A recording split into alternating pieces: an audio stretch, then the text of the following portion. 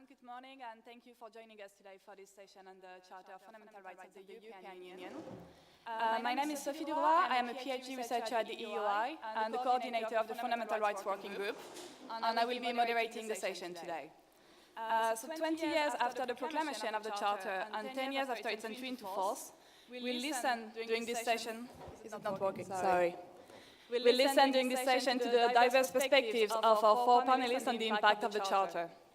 So first, Michael O'Flaherty, Director of the European Union Agency for Fundamental Rights, will speak about the impact of the Charter over the 10 years of its legal validity, focusing on the perspective and work of the FRA.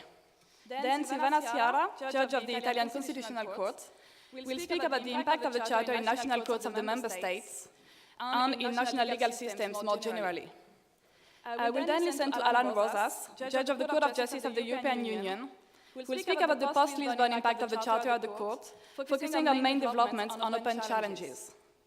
Finally, Sonia Valkila, Special Advisor to the Ministry of Justice of Finland, will present the plans of the Finnish government with the incoming EU presidency to boost the role of the Charter in EU policymaking. We'll then hopefully have some time for questions, and Professor Scheinin will close off the session. Thank you. Michael? Thank you very much, and good morning, everybody. If you go to Palazzo Strozzi in the middle of Florence, right now there's a very moving exhibition on the ground floor in the courtyard on the migration situation. Very powerful, very compelling, sometimes very disturbing images. But also, when you're there, you'll see on the benches, sitting around, getting shade from the sun, you'll find homeless migrants resting.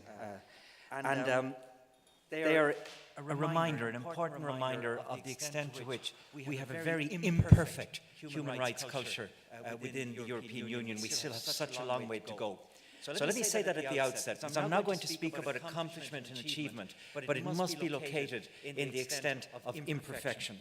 But if we allow for that, I would argue that over the past 20 years, we've come quite an impressive way in embedding the Charter itself and the culture of fundamental rights within the EU.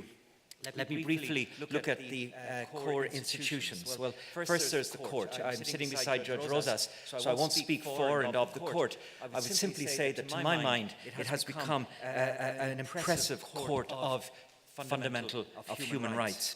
Turning to the Commission, I think much credit is due there too.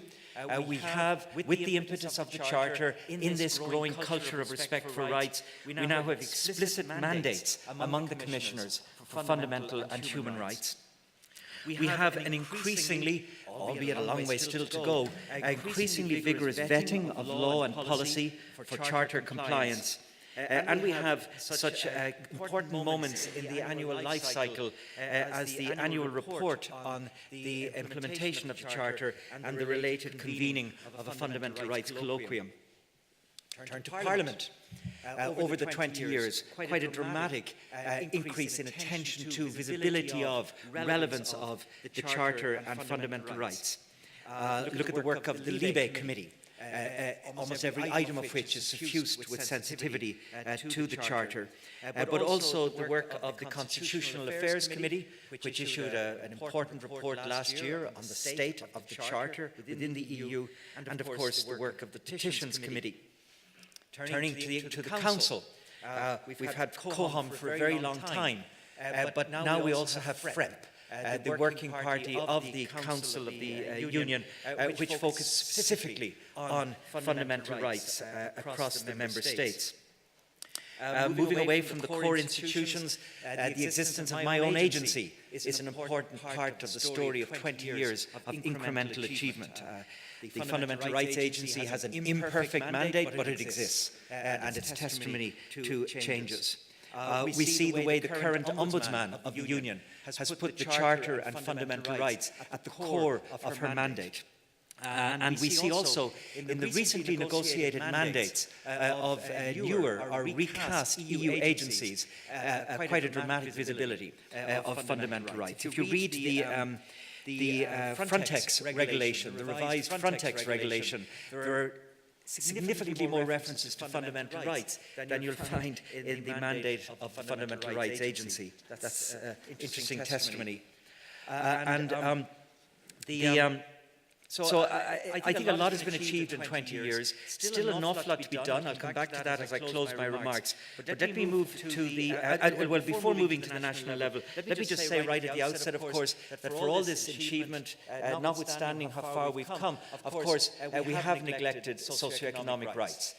The focus has been on civil and political, without a doubt, and notwithstanding the recent efforts to establish the pillar of social rights, this is an historic neglect. But let me turn then to the national level, something the Fundamental Rights Agency keeps in constant review. We're on an ongoing basis looking at the practice across the 28 member states, and we're publishing a specific charter analysis in our annual report, the next one of which will come out in a few weeks' time. Let's go through the various institutions of the state at the national level. Well, as you'd expect, the most common invocation, reliance on, visibility to the Charter is to be found in the work of the domestic courts. But here, it's rather disappointing. There's an incremental growth. Every year it's a bit better, but from a terribly low base. And so it would be our view that the Charter is still significantly underused at the national level in the courtroom. To the extent that it is used, the far and away the most common subject area is that of asylum and migration. And as you might expect, the main right invoked is that of effective remedies and fair trials. What about quality of invocation at the national level? It's not very impressive. It's typically superficial. It's surprisingly often careless about the issue of EU competence. And where you find reference to the Charter, quite often it's side by side with reference to the European Convention on Human Rights, as a result of which it's not evident to which extent it was the Convention or the Charter that led to whatever outcome was in that case.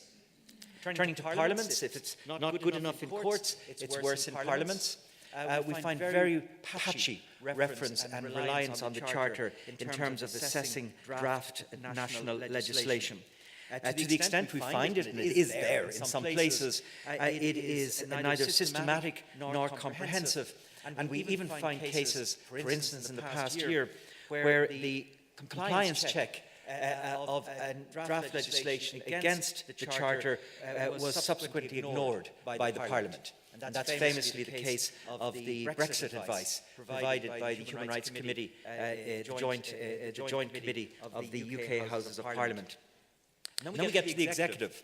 And here we're rather surprised in a negative sense in that there is, of course, the Article 51 duty on the state to promote the Charter, and yet we can find hardly any core joined-up policy or strategy with regard to promoting use and awareness of the Charter at the national level, with the exception in recent times of Finland and Sweden, but very little EU-wide. Finally, in terms of use, impact, visibility of the Charter at the national level, last year we asked civil society about their use of the Charter, and we surveyed 800 civil society organizations. We got a response rate, a very low one, of somewhere between 1 and 200 of the organizations. But of those respondents, 75% reported that the Charter was underknown and underused in civil society. So, what can we do about all this? Well, I'll wrap up in a moment with some recommendations, but before then, just to say what the Fundamental Rights Agency is doing on this. In the first place, promoting visibility of reliance on invocation of the Charter is a priority area of ours now and will continue to be so. It's on that basis that we will continue every year to give you 28 or whatever number of member states we have comparative data on use of the Charter at the national level. We've produced recently a handbook for lawmakers at the national level to negotiate the tricky business of competency. We're currently working with national human rights institutions to build up their levels of awareness of and use of the Charter. We published last month and will continue to roll out on an annual basis country fact sheets for all member states on the status of the Charter and its invocation at national level. We are beginning a process of promoting visibility of the Charter in national human rights planning.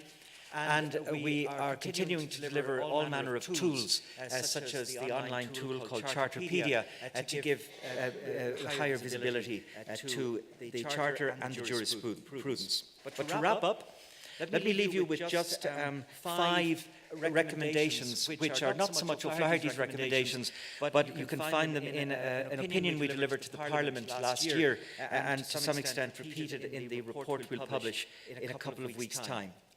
In the first place, EU institutions can go much further in strengthening expert scrutiny. And in particular, we would urge that there be scrutiny across all subject areas. Fundamental rights is not exclusively a matter of freedoms and justice, and we need to see it much more visible in the financial and all manner of other social contexts. Secondly, the Fundamental Rights Agency cannot understand why the EU has not yet put in place an independent scrutiny function. You'd imagine that would be the role of the agency. But we are limited to commenting on draft legislation only to the extent that we are invited to do so by the institutions. And we think the agency should have the capacity to engage on its own initiative, as you would see, for example, at the national level in the function of a national human rights institution. Third, we welcome and encourage and strongly support the current negotiations to put in place charter conditionality for the disbursement of EU funds. We think this will be of great significance if the negotiations conclude successfully. Fourth, at the level of the FREMP, Fundamental Rights Working Party of the Council, we would recommend that there be an annual review of charter use at the national level, perhaps using the agency data, but wherever it comes from, an annual review and discussion in order to make ever more visible this issue at the level of member states. And finally, turning to the national level, I come back to Article 51. We would strongly encourage member states to develop action plans across all the dimensions of what's needed at the national level, with the initiative taken by executives to ensure that we give the necessary training, awareness raising and understanding so that the Charter truly comes to life at that national level. So let me leave it there for now. I think I've probably gone over my time. Apologies.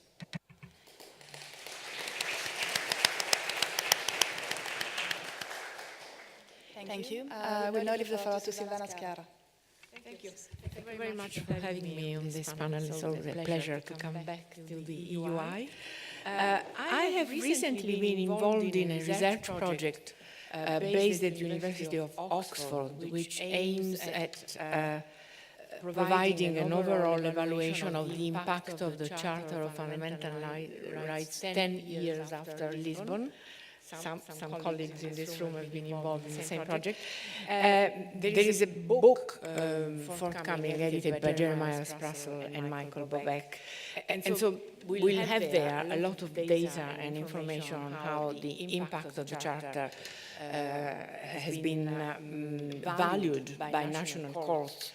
I have actually co-edited a national report with a younger colleague, Dr. Angelo Golia, and we've been proud to point to a number of examples in Italy, proving that there is a very knowledgeable and active community of judges, including the Court of Cassation and the Council of State. They've been incredibly active in promoting the enforcement of the Charter even before the Charter had the same legal value as the treaty. So there's been a lot of discussion, academic as well as in combination with judges about the Charter.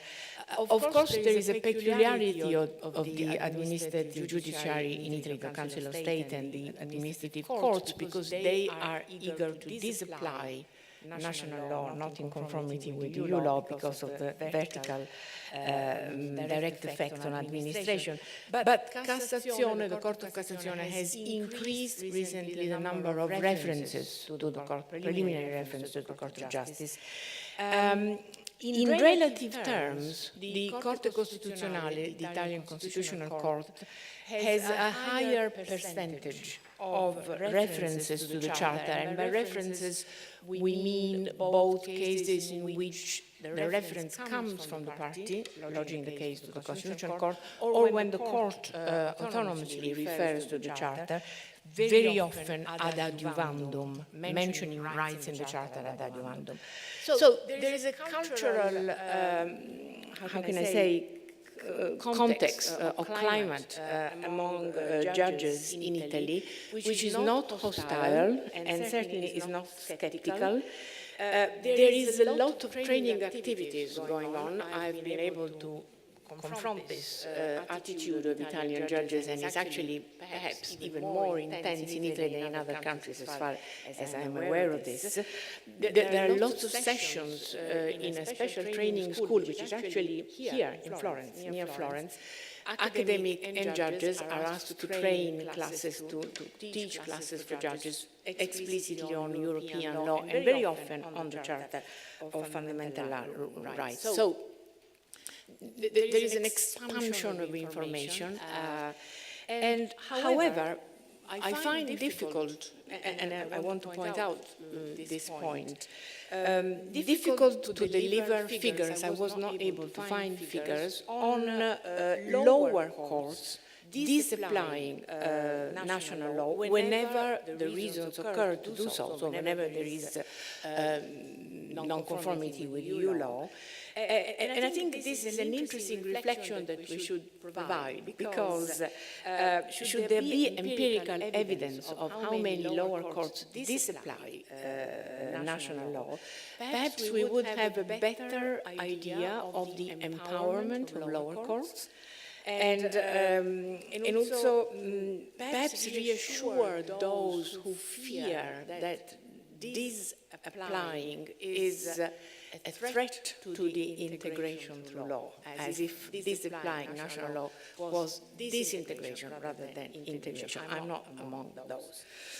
In fact, I've been reading with great interest a recent Court of Justice ruling, Garda, December 2018, dealing with equality in employment, in which the court found that a national Irish body established to guarantee effective enforcement of EU law should be empowered to disapply national law. And the court wrote, even constitutional provisions cannot be allowed to undermine the unity and effectiveness of EU law. So the impression is, and I put this to the discussion perhaps afterwards, the Court of Justice perhaps putting a stronger emphasis now on the primacy of EU law, more than it did in the past. And this perhaps is a need to counterbalance potential disagreements on this issue. Empirical data again show that the number of references made by, and this was probably referred by my previous speaker, made by courts to the Charter are not overwhelming. In fact, in the conference in Oxford, the expression underwhelming was used. And there is a great difference in subject matters. For example, now there is an increased number of references with regard to asylum seekers and foreigners. And here, guarantees, at least with reference to the Italian experience, are guaranteed by the Italian Constitution, Article 10.2, is rather broad when compared to the corresponding provisions of the Charter, Articles 18 and 19. But the court, the Constitutional Court in Italy, very often cannot refer to the European Charter of Fundamental Rights, and rather refers to Article 14 of the European Convention on Human Rights, because there is an issue of union law not being at stake. And now, since the migration of the outbreak of the migration crisis, first and second instance courts have increasingly been applying European law and referring to the Charter of Fundamental Rights, and particularly Article 21. in cases in which the treatment of migrants, asylum seekers, and non-EU nationals is involved. And I want to point to the important role played by associations helping migrants with legal matters, and therefore organizing the cases and bringing the cases. Of course, social and employment rights, which are my favorite field due to my previous engagement in this field as a university professor, are very often evoked and referred to. And in my view, even in other countries, these are invoked more than other fundamental rights. And this perhaps is not a mere coincidence. There is a slow but yet ongoing evolution of European secondary law in equality and anti-discrimination, and this perhaps is a solid ground for the court in arguing for a close connection with the Charter. Furthermore, these social fundamental rights are typically enshrined in national constitutions, and the objective of a maximum level of protection of the rights is very clear to constitutional courts throughout Europe. The Court of Justice, as we know, and possibly we will hear about this later, has clarified this point even further in Bauer and Max Planck, and it is worth noting that the Court recalls all the relevant international sources as well as the Charter. I think this is a good sign of the circulation of international standards, a good sign of the expanding attitude of the Court of Justice in referring to these sources. Now, the first point I want to make is that from the information I gathered, even through the conference in Oxford and the forthcoming book, certainly there is no lack of information among judges. In fact, my personal impression is that there is a lot of information sort of floating around, and this is confirmed by the experience I've had so far as a constitutional judge, going to international and European conferences and exploring the incredible value of networks of international and European constitutional courts, where I can experience and see and again value a very solid community of European judges, including constitutional judges who are very active in exchanges, information, and exchanges practices of the constitutional courts. So I think this is something to take into account.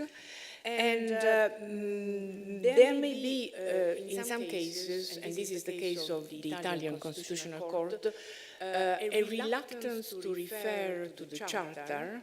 This has been the reason for paying some homage, or if you like, deference to the Court of Justice, waiting for the Court of Justice itself to clearly express the direct horizontal effect of articles in the Charter. So waiting for the Court of Justice to do that rather than being the Constitutional Court to do so.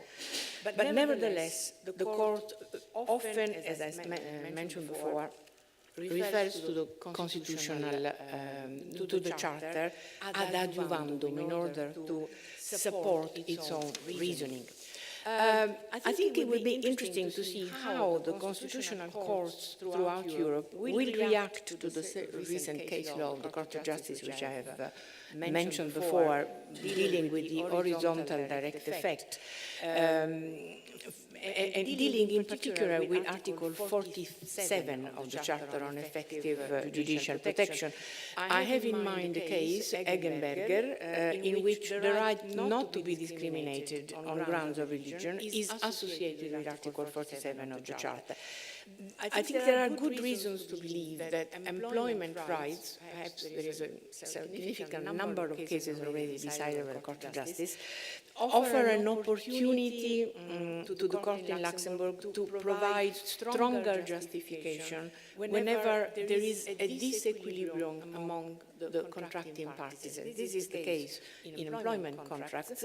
And I think there should be no fear or reluctance to adopt the language of the weaker party in the contract of employment, as the Court of Justice and the Advocate General do in Max Planck and in Bauer, because I think it is true that there are weaker positions in certain contractual arrangements.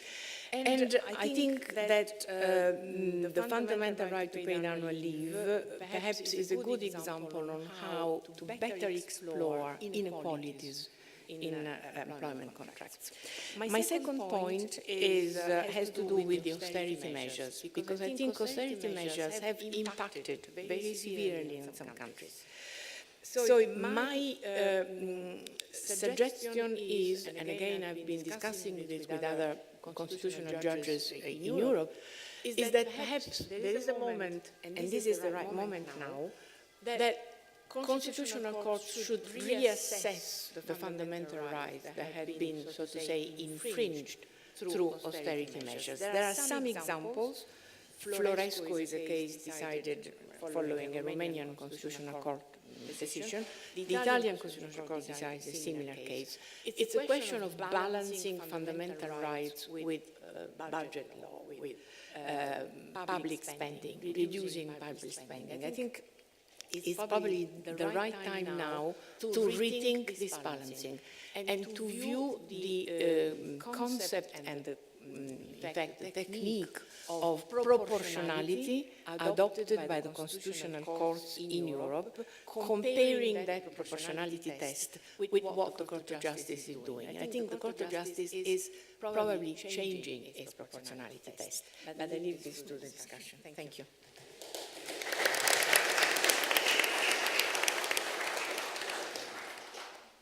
Thank you very much. We will now give the floor to Alan Rosas.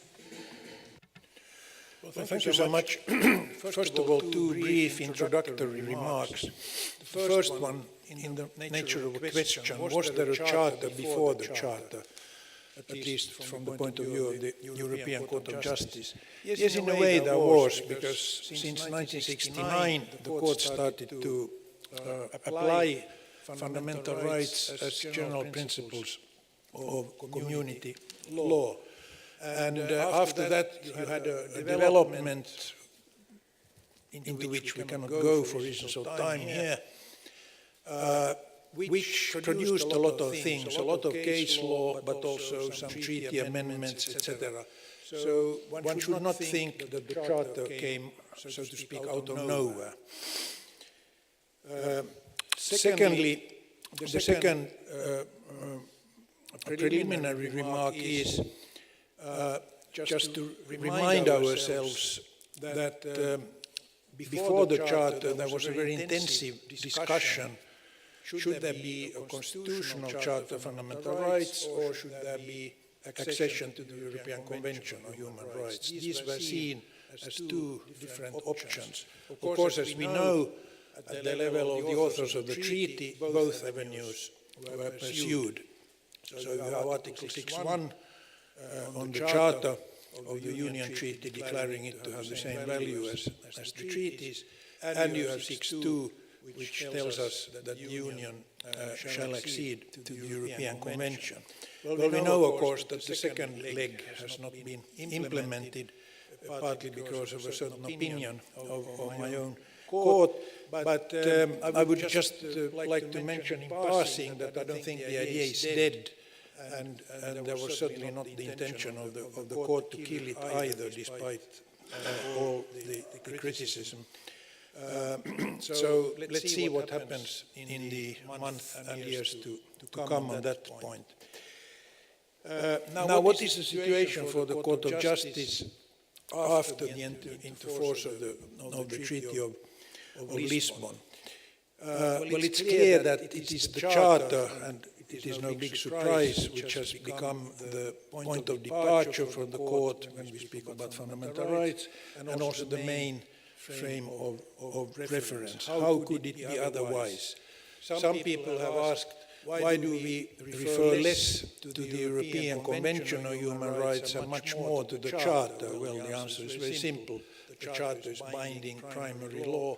the European Convention on Human Rights is not at least binding in the same way the European Union is not a contracting party to that convention. The Charter, as we all know, has been increasingly invoked by the parties and their lawyers. You can clearly see a development in this respect. And it is across the board. As Michael O'Flaherty said, the Charter is not just about the area of freedom, security and justice. Fundamental rights come up everywhere: agriculture, EU sanctions against third states, etc., etc. That's also why, if you look at our annual reports, you don't find a subject item, fundamental rights.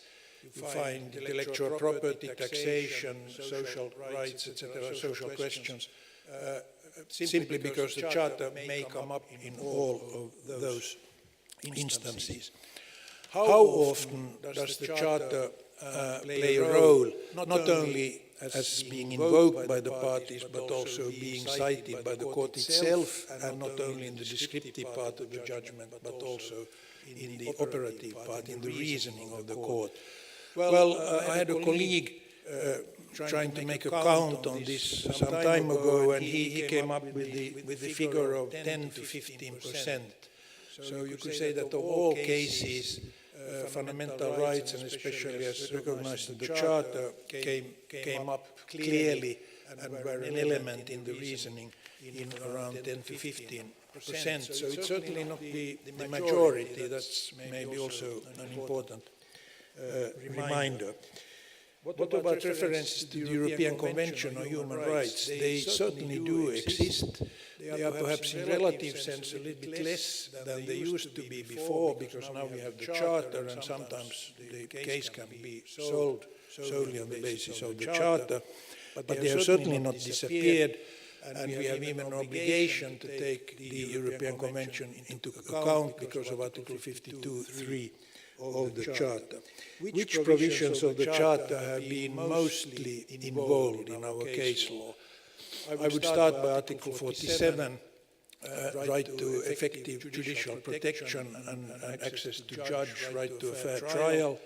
But I would also mention as examples Article 7 and 8 on privacy and data protection, and certainly Article 21 on non-discrimination. But there are many other instances. Property rights are there once in a while, right to perform a business, and the ne bis in idem principle, and some others. What about social rights that have already been mentioned in the debate? Well, social rights do not play really an equal role in the Charter itself compared to so-called civil and political rights, even if we all know that the borderline between all these is very, very fluid and should not be exaggerated. And that probably also explains why social rights do not figure very much, at least in a comparative perspective, in the case law of the court. But there are some exceptions, and especially Article 31 on paid annual leave certainly has been cited many times, and there are some others as well. Michael O'Flaherty said that the Court of Justice has become an important fundamental rights or even human rights court. I can very well live with that description. On the other hand, I personally used to underline, but this is really a subjective or conceptual subjectivity, that we are not a fundamental rights court or a human rights court. Why? Because our role is much closer to a national court, national constitutional court partly, national supreme court partly.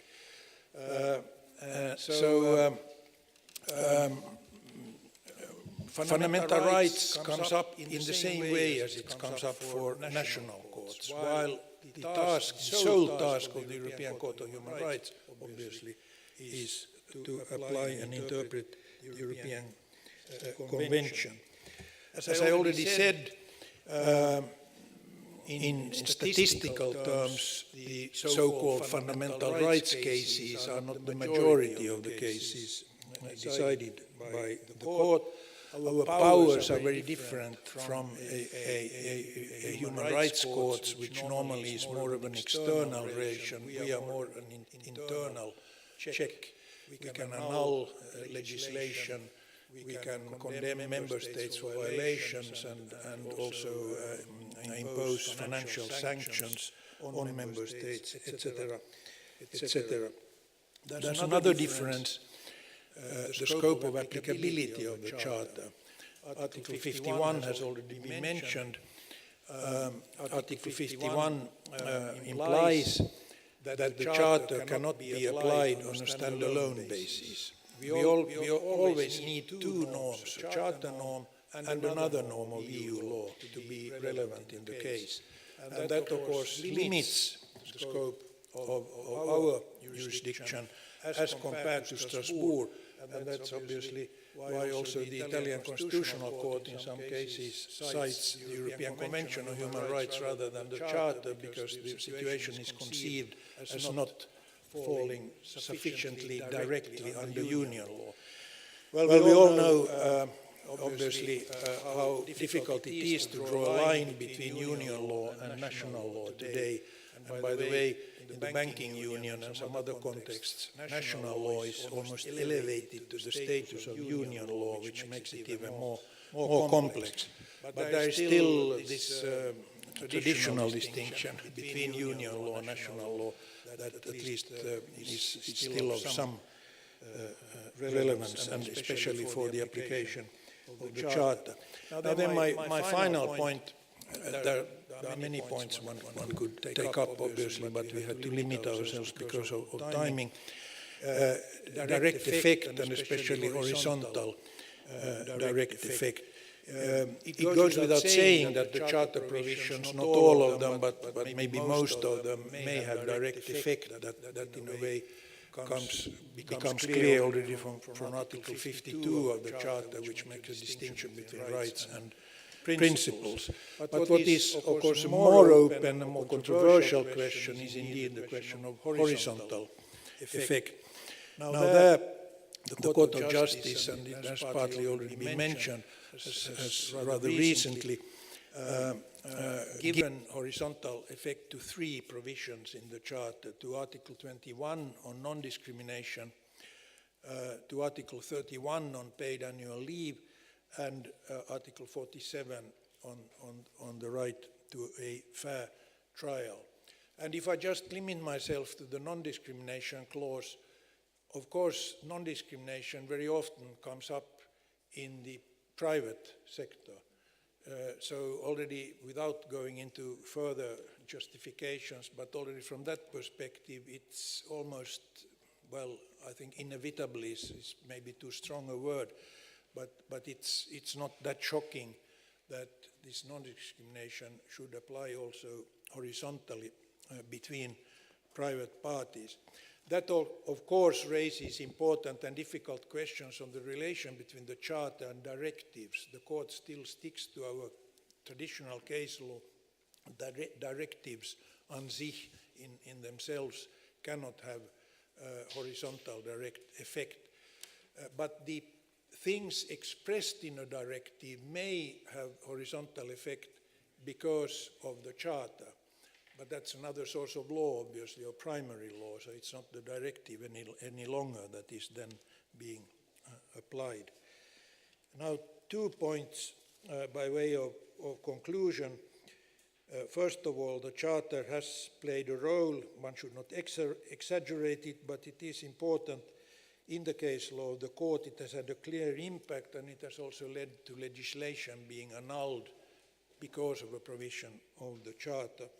And secondly, the Charter and the case law based on it have underlined the constitutional character of the Union legal order. It's a constitutional order, and this has been strengthened by the Charter and its application at various levels. And then I just end by saying that I am not going into the question of the rule of law in itself, because that will be addressed in another panel, which we are all looking very much forward to. But it is obvious that there is a relationship, maybe even a close one, between fundamental rights and the rule of law. Thank you.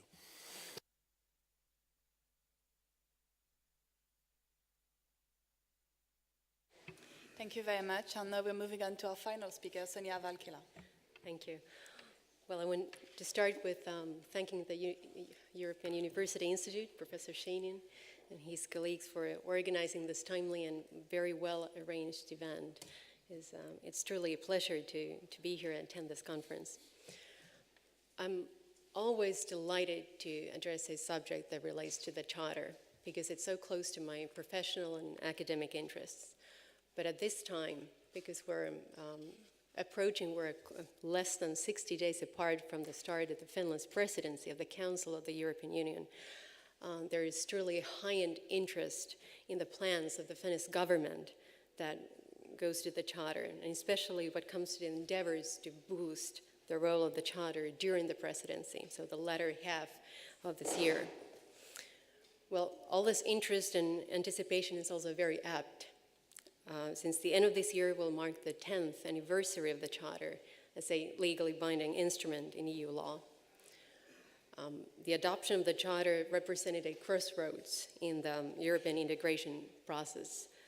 The Union took on a formal responsibility towards its citizens, turning from an economic community into a union based on rule of law and human rights.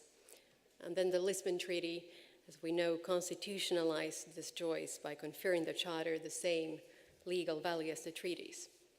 Well, having said this, it's the Charter's 10th anniversary in the end of this year will prove a fine opportunity to reflect the current state of affairs concerning the role of the Charter, the work done, but also what is yet to be done, further improvements for strengthening the realization and protection of fundamental rights in the Union.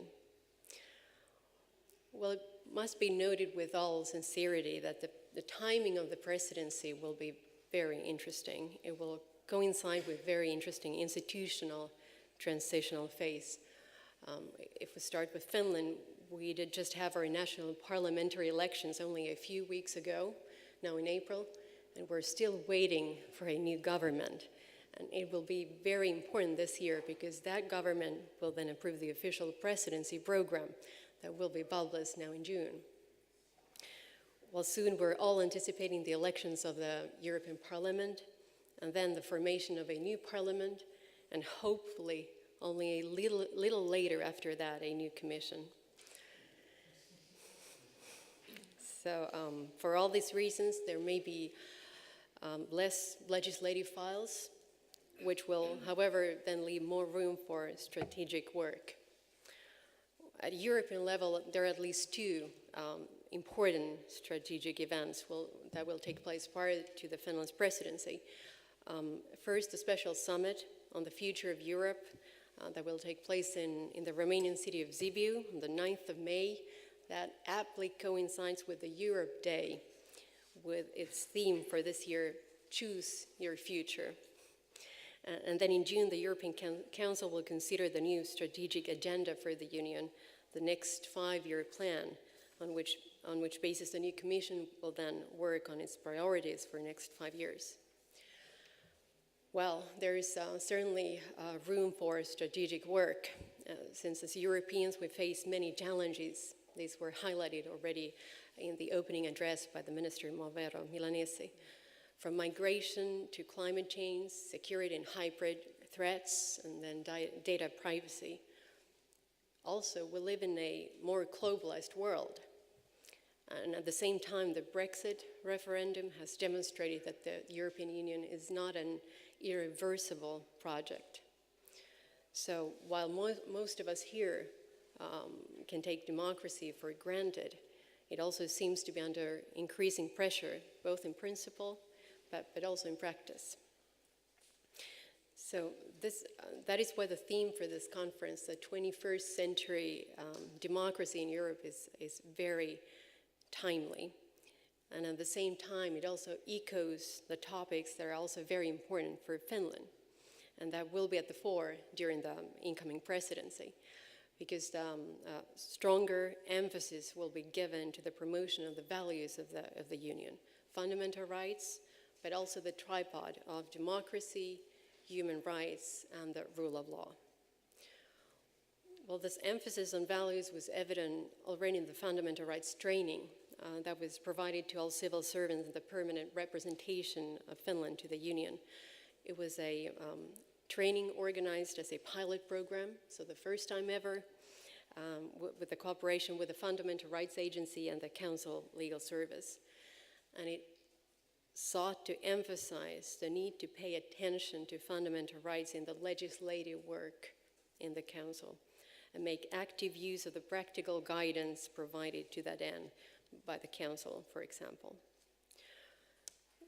Fundamental rights will be at the central stage in many presidency events, but there are at least 2 events in particular that merit special mentioning here.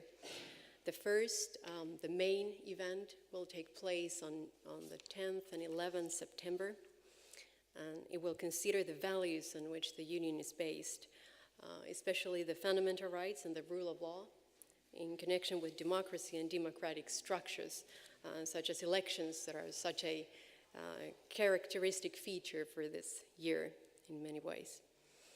And since that conference will discuss the role of these values with respect to the proper functioning of the Union and its member states, we're certainly hoping for an active participation from all member states. Then if we take the perspective of the Charter in particular, a truly interesting conference will be held towards the end of the year. And that's a conference that will celebrate the 10th anniversary of the Charter as a legally binding document. And that event is organized jointly with the Commission and the Fundamental Rights Agency, and therefore held in Brussels. Well, besides separate presidency events and conferences, the anniversary of the Charter will quite understandably be reflected in the work of the Council FREMP Working Party. So that's the Working Party on Fundamental Rights, Citizens' Rights, and Free Movement of Persons. Finland will naturally continue to work with the current agenda items, which include quite significant files, no less than the accession of the Union to the European Convention on Human Rights, as well as the accession of the Union to the Istanbul Convention. Finland will also continue very close cooperation with the Fundamental Rights Agency and seek to give more focus, if only possible, to the practical application of the Charter, and that in particular in national and policy contexts. The presidency will also seek renewed commitment to the promotion of the Charter rights through the Council conclusions on the application of the Charter fundamental rights. Well, the point just mentioned, the promotion of the Charter rights is certainly of importance because the Charter and its implementation mainly depends on national level actors, because EU law is mainly implemented at national level by national actors, not by the European Union itself. Also, when we consider that large parts of national laws, they fall in areas that are defined or go defined by EU law. So they are in areas where the Charter is the main reference point for fundamental rights scrutiny. So the Charter should actually have a prominent role in national legal context. But regardless of this, of the relevant progress made by many EU institutions to integrate the Charter into legislative and decision-making processes, it still appears, as has been highlighted here, it still appears to be an under-evaluated instrument, not exploited to its full potential. The general tendency is that of focusing on avoiding its violation rather than on maximizing its potential. And this is so even if the duty of the Union and national dimensions of the Charter are closely linked and complement each other so as to make sure that the Charter's provisions are consistently applied within the overall EU legal framework.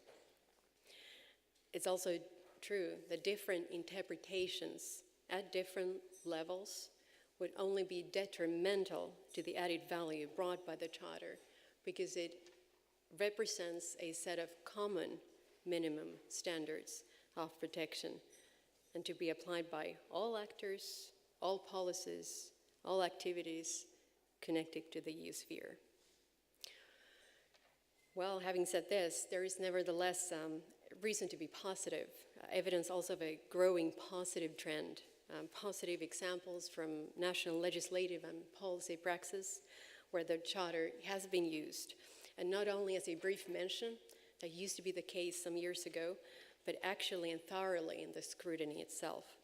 And these examples can be found both in law drafting, national fundamental rights compatibility checks and assessments, as well as in jurisprudence of national courts.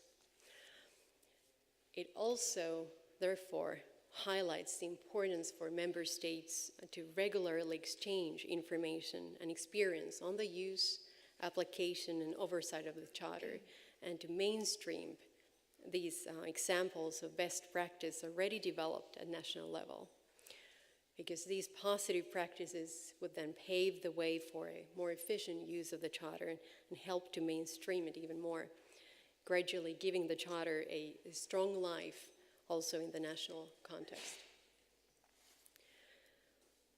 European cooperation was built over time on three main principles: peace, prosperity, and common values. The European Union is thus a union of values: respect for human dignity, human rights, freedom, democracy, equality, and the rule of law. These values unite all the member states. A value foundation is mostly visible in the area of fundamental rights. And in the Union context, it is the Charter that concretizes many of these values. It is therefore very appropriate to seek to ensure that these values are realized both in EU legislation and in all Union policies. For that reason, promoting the practical use and application of the Charter gains particular significance in many of the planned activities for Finland's presidency of the Council, from separate events and conferences to practical initiatives seeking to strengthen the Charter's use at national level.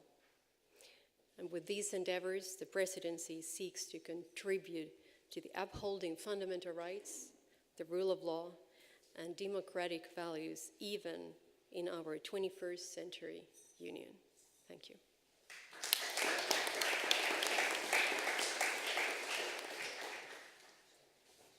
Thank you very much, and thank you all for sticking to time. So we have some time for questions. We'll take maybe a round of 4 questions with one for each panelist, if that's possible.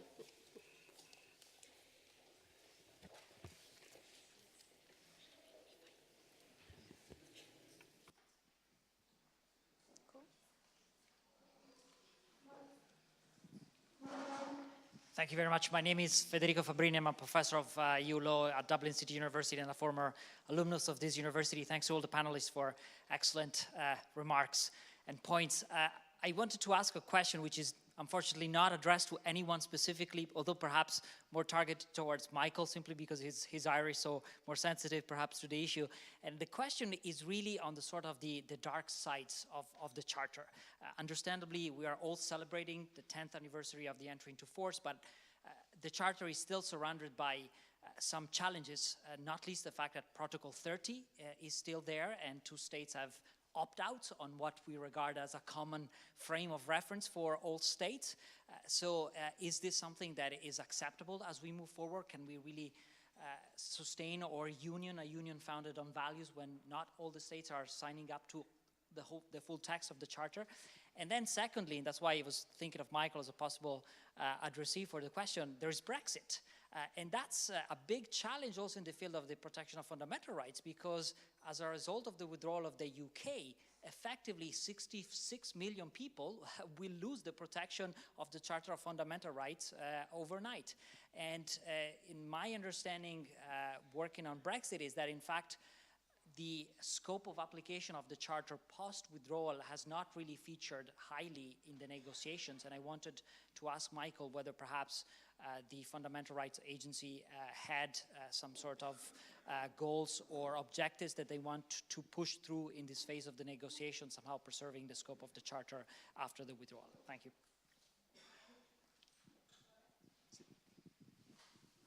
Thank you, Davy van der Weert, Embassy of the Netherlands in Rome.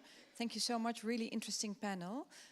My question is directed actually to any of you who would like to answer, but it relates to something that Michael O'Flaherty mentioned, the possibility of a fundamental rights review for the different national member states.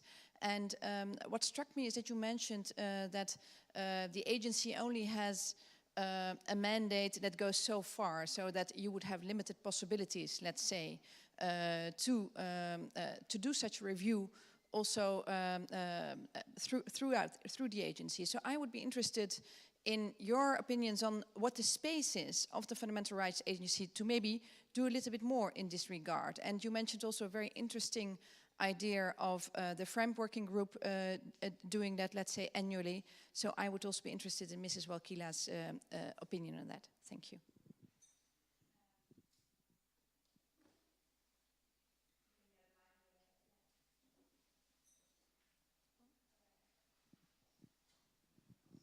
My name's Oliver Garner. I'm a PhD researcher here at the EUI, and I have a question specifically for Judge Rosas, because you mentioned that the accession of the EU to the European Convention for Human Rights may not be dead.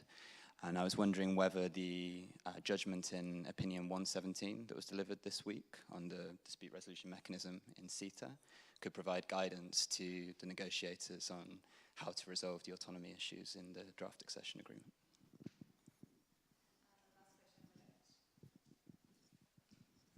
For somebody who had the honor to sign the Charter of Fundamental Rights the 12th of December 2007, together with President Barroso and the then Prime Minister of Portugal, Sócrates, this is a very emotional discussion for me, and I never would have thought that we would be so far, and I appreciate very much your contributions concerning our common values.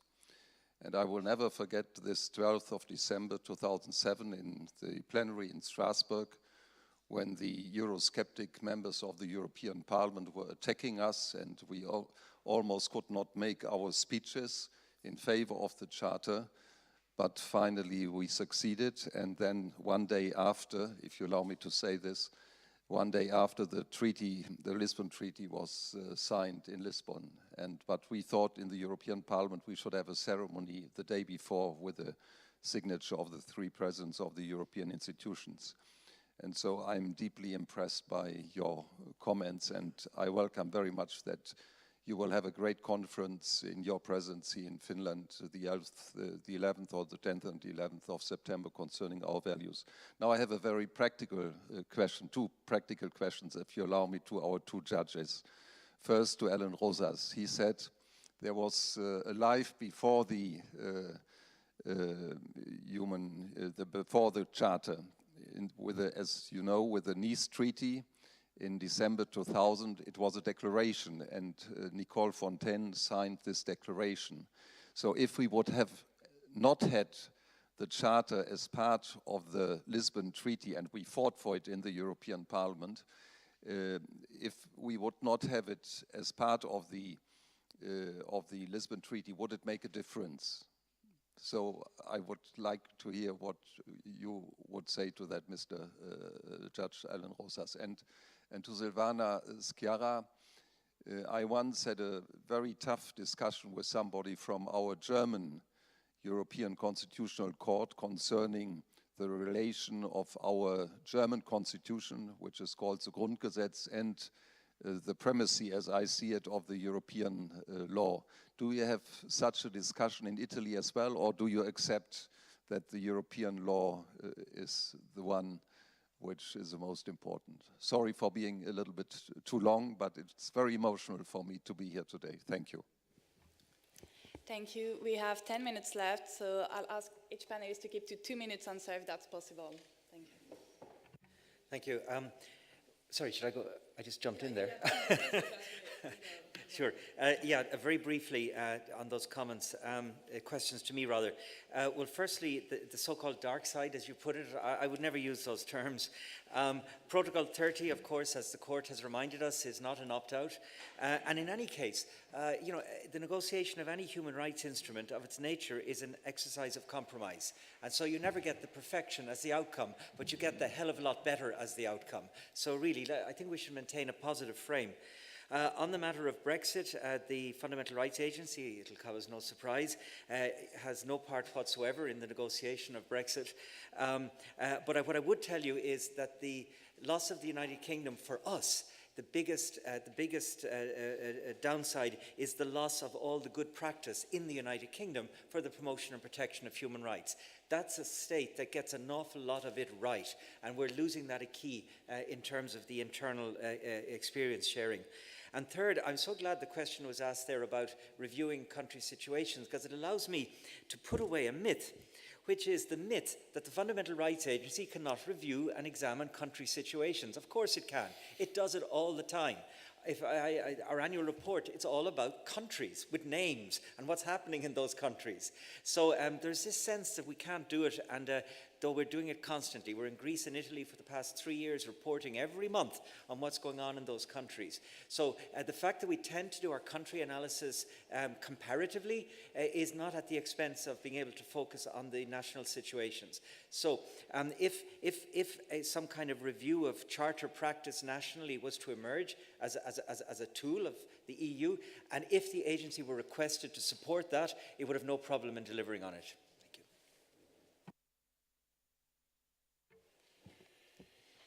May I only say in passing, in a comment to the first question, that our case law makes it clear that this protocol on the UK and Denmark and so on is not an opt-out.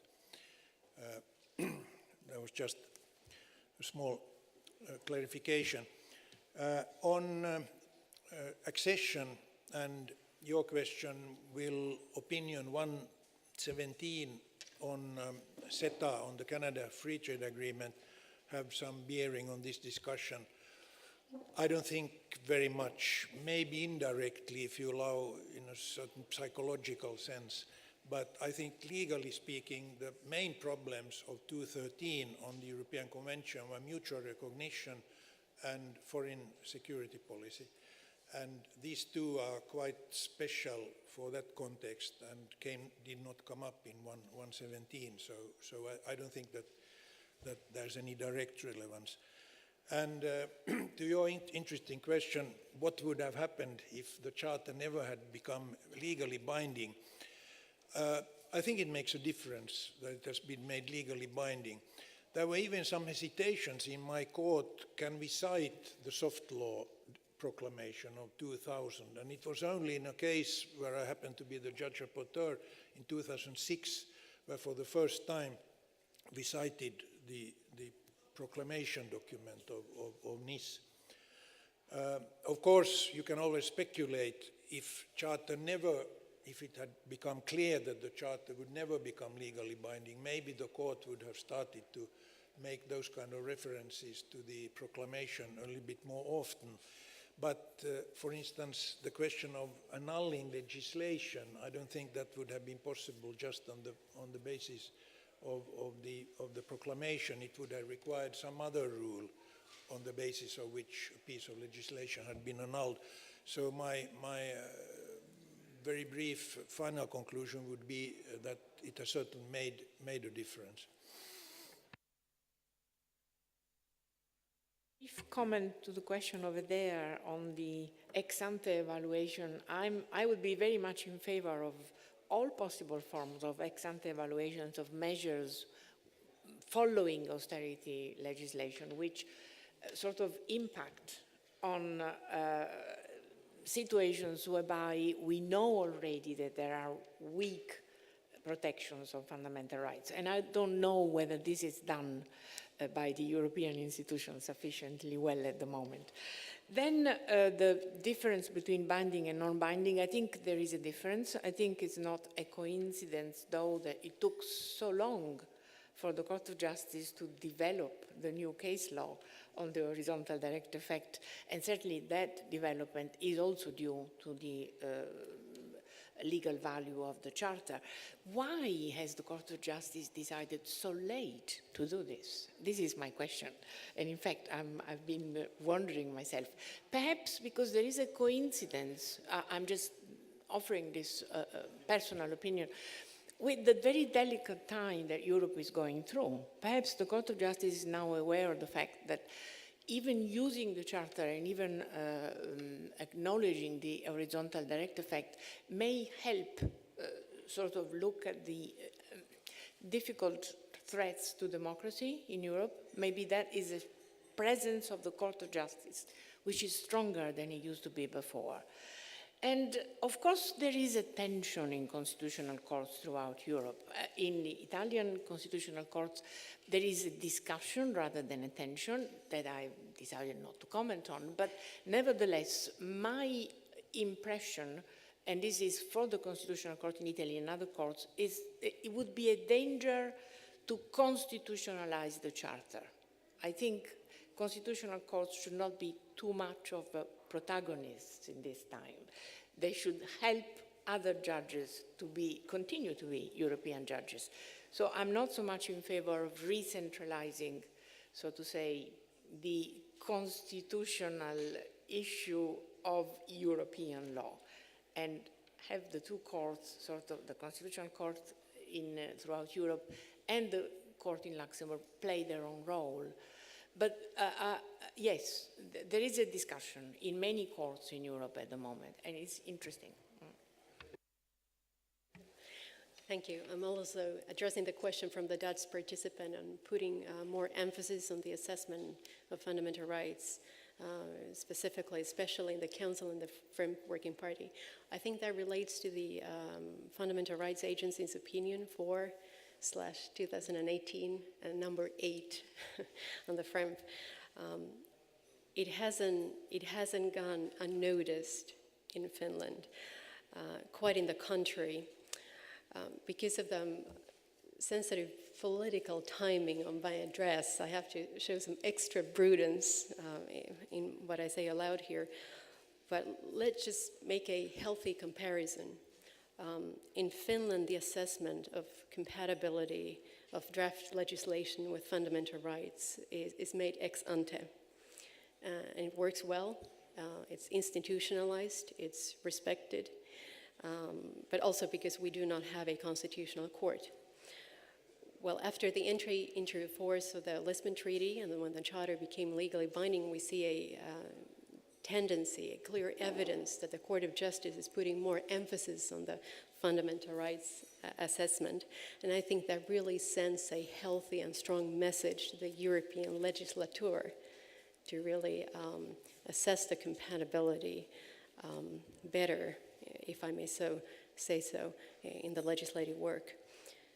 So that really gives also us some things to ponder over back at home. Thank you, and we'll give the floor to Professor Shining to close out the session. 1 minute. Well, I want to thank everybody for coming to this session, and in particular the panelists and Sophie for moderating the panel. The time was short and there were many unanswered questions which were not posed, but they were up in the air, and I'm sure this discussion could have continued much longer. The one little contribution I want to make is that there's been discussion of Article 51 of the Charter, and I think one should add the element of comparative fundamental rights law into it. So even where the Charter technically is not applicable, one should see it as a source of inspiration in the application of human rights treaties and national constitutions, and there, in particular in areas not covered by the European Court of Human Rights. There is a lot that the Charter can add because it's an advanced standard. So I don't think we should mystify the limitations in Article 51, but move beyond that and say, okay, applicable there, applicable in conjunction with another EU law norm, but nevertheless informing us of the current gold standard for fundamental rights. Thank you very much for coming.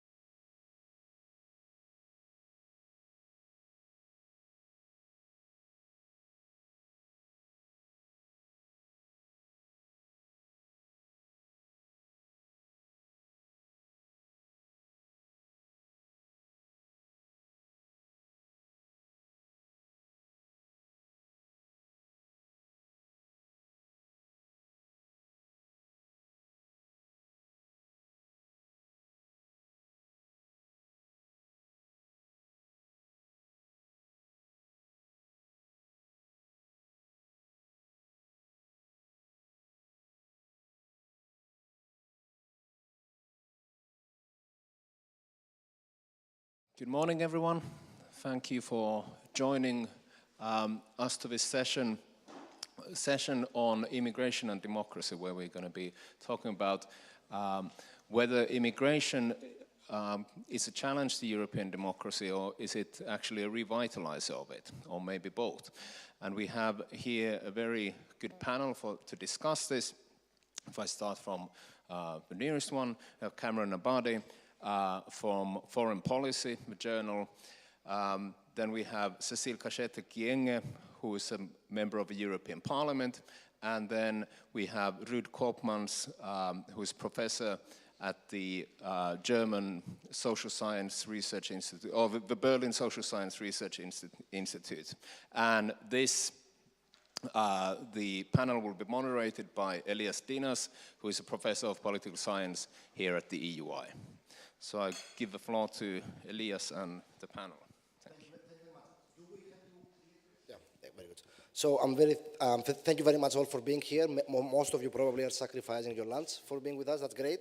Let me very briefly say how we are going to coordinate the discussion. We will start with Ms. Keynes giving a small presentation, which will be followed by a presentation by Cameron, and then Professor Koopmans will make his own remarks, and then I will try to be very quick in opening for discussion. As an appetizer for our discussion, I wanted only to show you two things.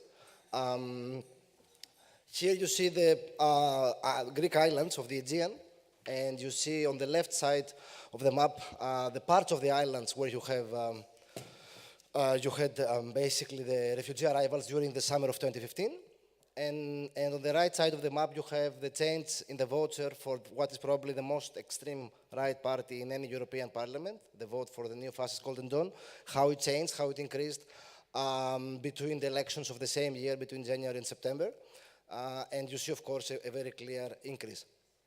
I wanted to show another, I don't know how to move this. There is one more slide that I wanted to show you. Do we know how can I? Because I'm seeing something else. It's not, I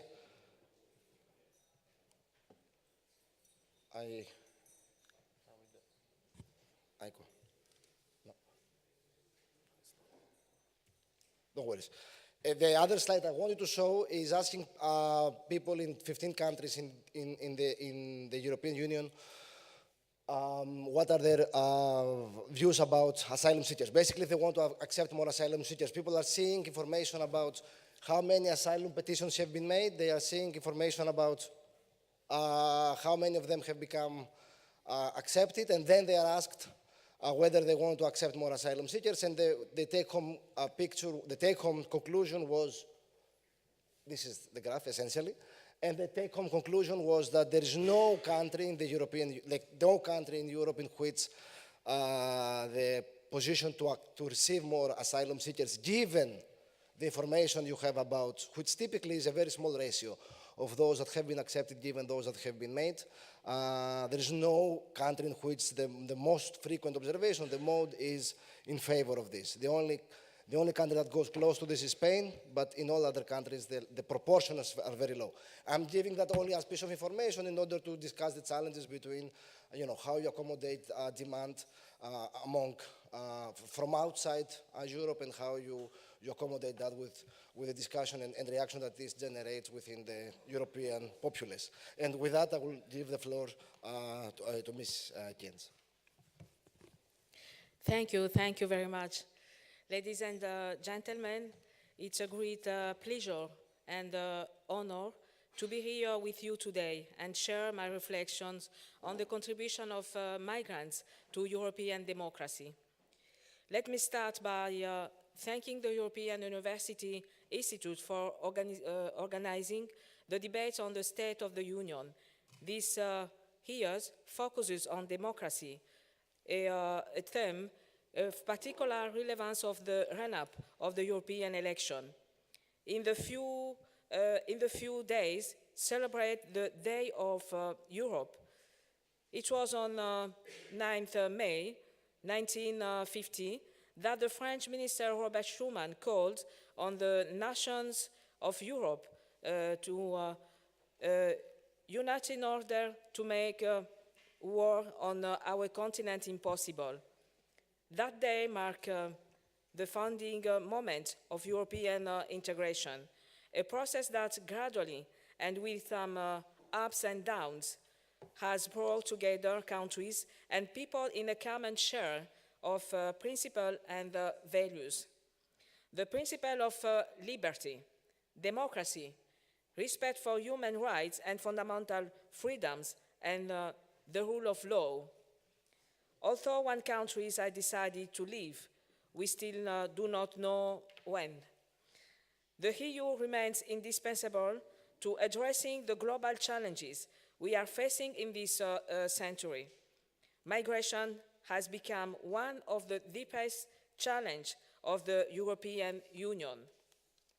In last few years, Europe has experienced the greatest mass movement of people since the Second World War. In the last few years, thousands of people have died in the Mediterranean in their attempt to reach Europe's shore. Reality has demonstrated that no solution, no policy, no tools can alone provide an answer to the migration phenomenon. The responses to migration must be global and holistic. This holistic approach requires, on one hand, the adoption of emergency measures, including activities on search and rescue of migrants in the Mediterranean. On the other hand, it requires multidimensional policies which should ensure fairness, shared responsibility, solidarity, and swift processing of application. Policies which should be primarily focuses on the eradication of the root causes of forced migration, such as conflict, persecution, generalized violence, or other factors such as extreme poverty, climate change, or natural disaster. Unfortunately, the policies brought forth in the last years have been mostly directed to contain flows and manage emergency. Some member states have adopted measures linking irregular migration with internal security concern. The level of racist, discriminatory, and xenophobic violence and speech targeting migrants and refugees in Europe is reaching new heights.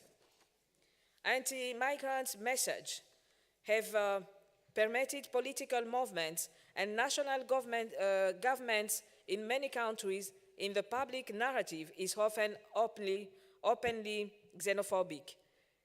Issues related to immigration are often framed according to two dominant narratives, the legal and the treaty frame. Within the legal frame, the challenge of immigration easily becomes a problem of illegal immigrants. Citizens who arrive in Europe without a documentation become illegal, and very often illegal immigration is maliciously linked to crime. But there is also a treaty frame in terms of security, culture, economy. How many times we have heard expressions like invasion or massive entry? The immigrants take our jobs and take advantage of our resources. Or again, immigrants do not adapt to our customs or do not want to integrate. This framing of issues related to migration is often very successful among citizens because it's based on irrational beliefs and feelings. Misrepresentation of migrants fuels intolerance, xenophobia, hate crimes. I firmly believe that it is time to change the narrative about immigrants, refugees, and ethnic minorities. First and foremost, persons are not illegal. A person can be undocumented, but not illegal. She or he is frequently a refugee, whether political or economic. The human dignity of all the people involved in this movement must be at the center of all European and national policies, regardless their country of origin, and regardless their migratory status. The change of narrative should also take into consideration the current economic and social situation, and being able to face one of the greatest challenges for European societies in the 21st century, which is represented by population aging. According the recent statistic from the European Commission, more than 20% of Europeans are expected to be 65 years or over in 2025, with a sharp increase in the proportion of people above the age of 80 years. This will entail fundamental changes with implication for all sectors and society. We will ensure the long-term financing of European welfare system, if not immigrants, and we will preserve the potential of EU economic growth. This question deserves open and fair answer. Migrants account for around 70% of the increase in the workforce in Europe. They fill important position both in fast-growing and declining sector of the economy. These figures must be shared and spread. In addition to their potential to contribute to economic growth, third country nationals also bring to our society a social and cultural contribution. They bring diversity. The diversity of our religion, languages, cultures, and ethnicities shall not be a pretext for conflict, but a treasure that enriches us all. Understanding and appreciation of one another's cultures help us live together and build a more inclusive society based on common civic values.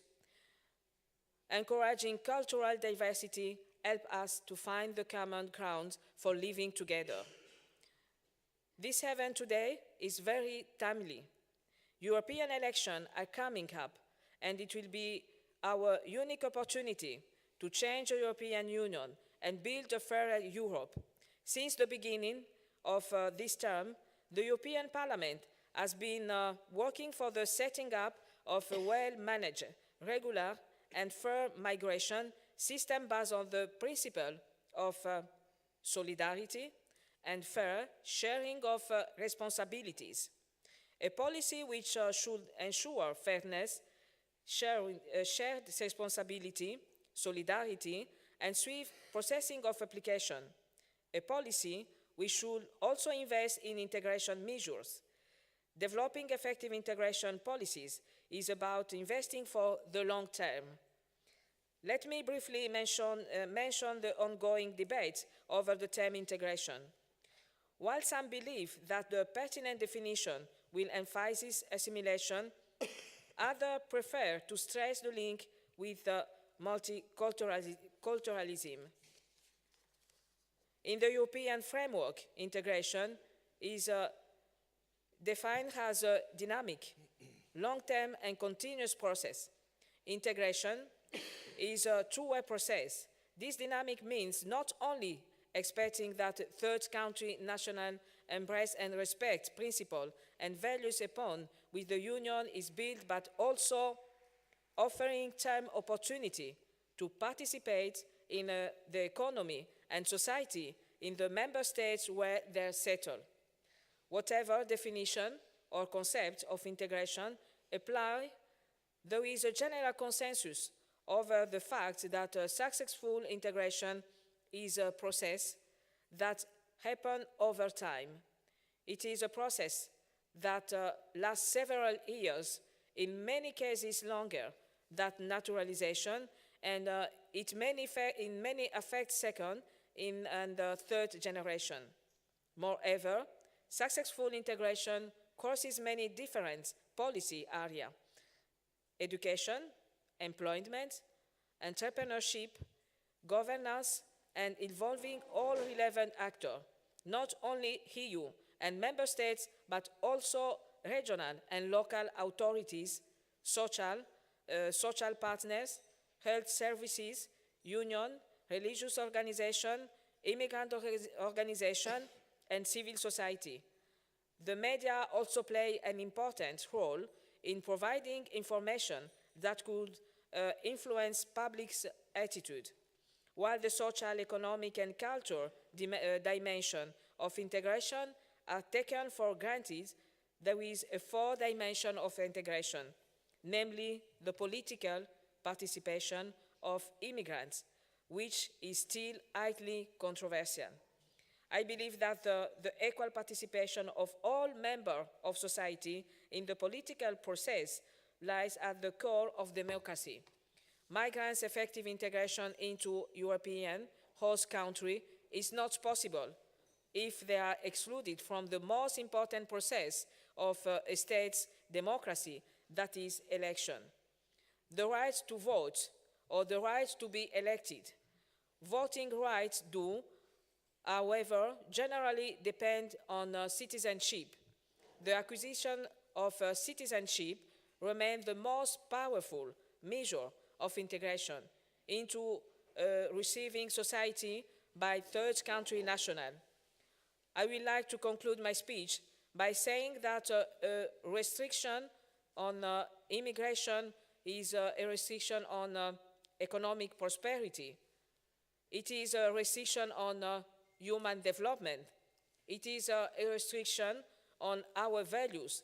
It is a restriction on democracy.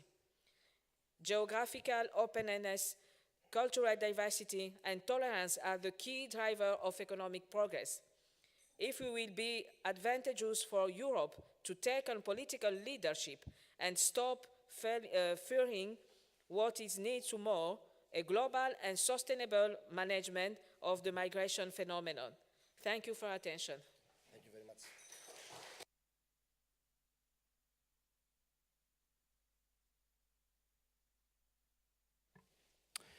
Thank you very much. I wanted to offer first a few comments on the nature of the immigration problem, and then look at how European leaders tried to address the issue, specifically Angela Merkel at the height of the last immigration crisis in 2015, and then try to at least raise some ideas for how the problem can be addressed in the future.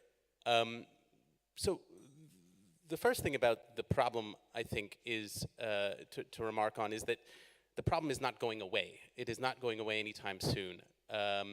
In 2015, it was driven by an acute crisis. There was a war in the Middle East that drove people out of the region and towards Europe. And acute crises can be solved, although there may be plenty more such crises in the future. Given climate change, we're likely to see more wars, not less, over scarce resources. But beyond crises, there's also structural factors that are driving migration that are only going to increase and increase exponentially. And specifically, if we look at Africa as a source of migration, that is only set to grow as a source of migrants, specifically driven by inequalities of economic chances between Europe and Africa, which are dramatic and growing. And second of all, the demographic drivers of migration. The population, the working age population in Africa is increasing exponentially or increasing dramatically at a time when the European population is stagnating. And precisely that inequality of opportunity and that inequality is going to drive migration. I think the estimate is 800 million working age people will be in Africa by 2050, and they will see Europe as a source of economic opportunity, and that is likely to drive a lot of new arrivals. And so, again, the point is that the problem is baked into the cake, so to speak, and it is not going away. And so it requires a solution. And ideally, it requires a democratic solution. And the democratic problem, as it relates to this, I think it's important to point out, cuts in two ways. And those two ways are in tension with each other. The first democratic issue, as already been pointed out with the graph we had on the screen, is that many European publics, citizens, are not enthusiastic about new asylum applicants and new immigrants arriving in their countries. And that is a real democratic issue that needs to be taken seriously. At the same time, European democracies are defined by their commitment to liberal rights, by their commitment to protecting certain ideas of justice and rule of law. And among those rights among the human rights that it's committed to protecting are the rights of asylum seekers to have their cases heard. And so this is something of a democratic trap. If you address one of these democratic issues, you're going to be neglecting the other. And the question is, how can then the problem be solved if these two democratic aspects are in such tension? This is where I would now point to the crisis in 2015 and how did, if we take Angela Merkel as an example, try to solve this democratic puzzle. Certainly she's best known for opening the borders of Germany at a time when migrants were traveling through the continent, best encapsulated in the phrase that is so often cited, "Wir schaffen das," we can manage this, we will manage this. What's less noticed, certainly in the United States, is how quickly Merkel shifted from this policy of opening German borders. She's still celebrated in the United States as a sort of, or denigrated, if you were to take Donald Trump as an example, as this liberal icon. And yet, if you look at how she actually responded in detail, first of all, she wasn't terribly enthusiastic about opening the border to begin with. There's plenty of writing on this in German. I don't think some of it has been translated into English, but when it came to making that decision, she was happy to keep the border closed until just the very point that it would have required violence, and that was something she thought that the German public couldn't, it was a political consideration that the German public couldn't abide images of such violence on its borders. But beyond that, even in terms of her policy response after opening the border, there was a very dramatic shift, and not long after the opening of the border. And that was essentially to respond to this democratic concern of immigrant arrivals, and to respect this commitment to liberal ideals and human rights by essentially outsourcing the enforcement of the democratic wishes of the people, essentially to contract out to prevent refugees from arriving in Europe to begin with and making their claims of asylum. And that sort of, that involved the Turkey deal, which was essentially to ask a country that was not a democracy, or is increasingly not a democracy, to prevent migrants from arriving in Europe to begin with. It also then, plenty of policies that the German government and European Union is now enacting in Africa to prevent African migrants from arriving in Europe to begin with, on the hope that they then won't make their application to begin with, and then Europe won't need to address it.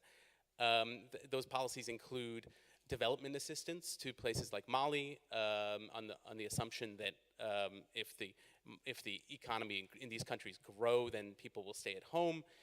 But that aspect of it is perhaps the least effective, and is also the part that is least emphasized right now in practice. Those development policies have existed for a while, and I think part of in the German government's migration efforts have been to sort of to offer a little more PR about those development policies. But in reality, the new policies are security aspect policies that involve security assistance to places like Niger and places like Libya, that will essentially coerce people who desire to migrate from leaving in the first place. And to some extent, this shift in policy worked. From at least in Germany, it seemed to work. And I say that in the sense that the sense of crisis, the sense of uncontrolled immigration arrivals decreased in 2016, 2017, in time for Merkel to run for re-election. And the salience of migration as a political subject decreased in Germany as the sense of crisis subsided. And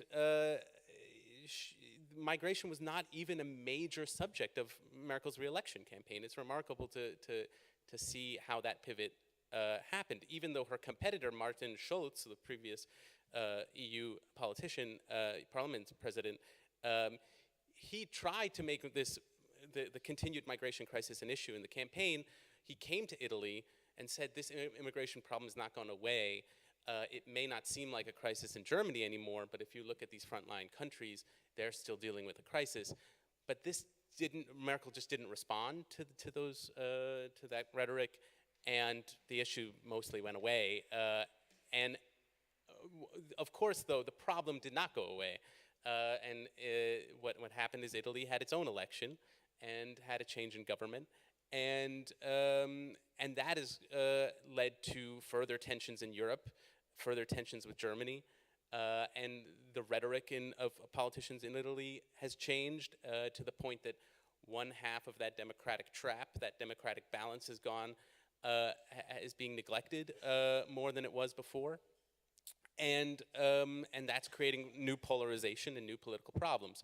So this attempt by Merkel to outsource the issue and then to ignore it and to hopefully solve the democratic problem, in the long term hasn't worked. It seemed to work in the short term for Germany, and maybe it can work in the short term for non-frontline countries, but it's not really a sustainable solution.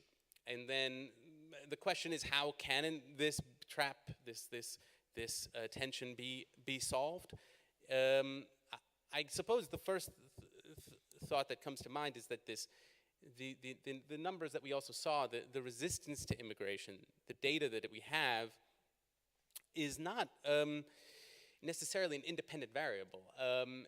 This is something Angela Merkel has a sort of genius for sort of understanding where the German public is on any given issue at any given time. But where she's been less gifted is understanding that you can change people's minds by addressing subjects directly, by explaining the need for immigration, explaining also differentiating between asylum seekers and immigrants, and why a country like Germany may actually need immigration. These are things that Merkel has never really attempted, and could change some of those numbers if countries across Europe, if their politicians were brave enough and talented enough to address the issue head on rather than trying to put it out of sight. Second of all, I would say that a lot of, I think, the resistance perhaps is due to a feeling of loss of control. And the height of the crisis in 2015 was a moment when the fact is that the situation was out of control. 1 million new arrivals in Germany in a year was a crisis. The question is, are there ways to prevent things from getting out of control to begin with? Are there legal channels that can be opened for immigrants to arrive in Europe? Is there, and could that then reduce the flows of migrants in such large numbers? Again, that will require addressing these issues directly and openly. And then a boring aspect of the feeling of control is bureaucracy, and whether European countries can invest more in the bureaucracy that it takes to process applications and to build out a bigger bureaucracy for processing applications. And precisely there is perhaps a place where European countries can help frontline countries like Italy, like Greece, in dealing with this flow of people who are arriving on their shores. There are countries that are better at bureaucracy than others, and perhaps a simple sign of solidarity would be to sort of invest in that kind of bureaucracy in the longer term. But again, those are just some ideas for the future. Great. Thank you very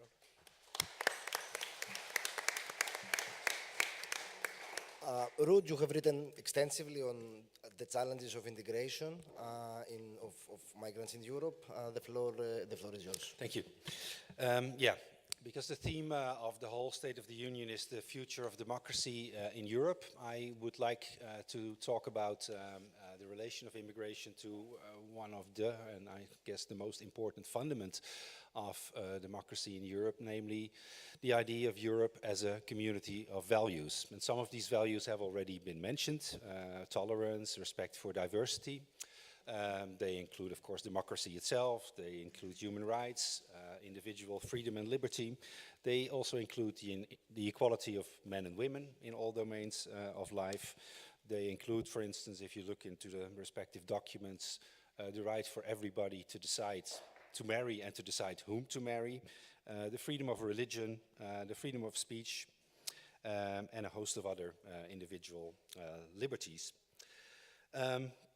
Now, why is this relevant to immigration?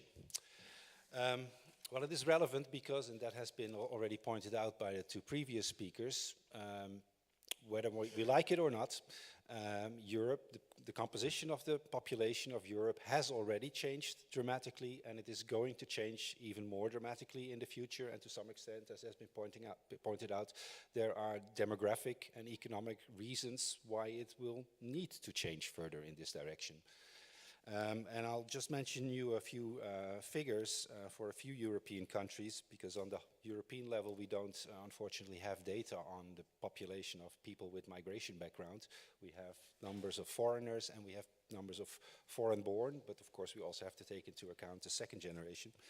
So if we take Germany, for instance, currently 24% of the German population has a migration background, which means that either they are themselves born abroad or they have at least one parent born abroad. That's 1/4 of the German population already now. In large cities in Germany, that percentage is considerably higher. In cities above 500,000 inhabitants, it's 33%, 1/3. If you look across Germany at the population of children under the age of 5, it is 39%. And if you look at the large cities and the children under 5, we are already now above 50%. If I look at my own country of origin, the Netherlands, already now in the cities of Rotterdam and Amsterdam, the majority of the population has a migration background, and it's estimated to increase until the year 2030 to 60%. That is migration background according to the definition I just gave. It does not include people whose grandparents have migrated. So part of what is, the 40% in 2030 that is supposed to have no migration background, in fact also have a migration background, just a little bit more distant. Now, the growth of this population with migration background would of course have no relationship to Europe as a community of values if the values of these immigrants would be exactly the same as those of the population who was already there. And that is to some extent the case, but to some extent it's also not the case. And I will refer to two data sources here, the World Value Survey and research done by Pew Research in countries across the world, which show that if you look at the most important dimensions of values, namely those relating to the relationship between traditional, especially religious values, and secular values, and the other dimension between collective norms and individual liberty, that there are the values within what is now the European Union are relatively homogeneous. There is some variation between the Catholic and the Protestant countries and between Eastern and Western Europe, but it's not really dramatic. The difference is also not dramatic if we compare Europe to the Americas, both North and Latin America. It's also not dramatic when we compare Europe to East Asia. But the parts of the world where the value differences are largest are the Islamic world, the Middle East, and also other Islamic countries, and Sub-Saharan Africa, both Muslim and to some extent also non-Muslim countries of Africa. And as has been pointed out before, recent immigration and also the immigration that we can expect in the future is coming precisely from those two regions of origin, namely the Islamic world and Sub-Saharan Africa. So given that at least the values of the people who live in these countries are very different from the values that we have in Europe, and they are different in relation to things that are important for Europe as a community of values, that causes at least a challenge, and if we don't address it, I would say also a threat to the European community of values. I'll give you just a few examples from Pew Research. The statement, "Society should accept homosexuality," is affirmed by 87% of the German population, 77% of the French population, and 74% of the Italian population. Also, 54% of Japanese say that homosexuality should be accepted, 73% of people in the Philippines, and 61% of people in Mexico. So, you know, if you have immigration from those countries, you're not really having much of a value difference in relation to homosexuality. But in Turkey, only 9% of the population says that that societies should accept homosexuality. In Egypt, it's only 3%. In Pakistan, it's only 2%. In Uganda, it's only 4%.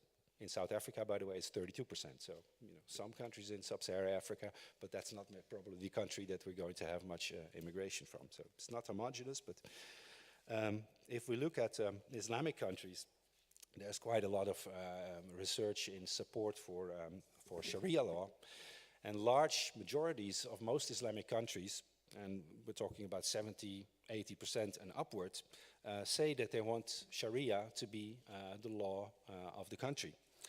That's not true, by the way, for Turkey. It's also not true for Central Asia and for the two European Islamic countries, Albania and Kosovo. So again, it's not homogeneous, but many of the Islamic countries of origin that are a potential source or an actual source of immigration to Europe have values also in relation to the role of religion in society, which are very different from those that we have in Europe.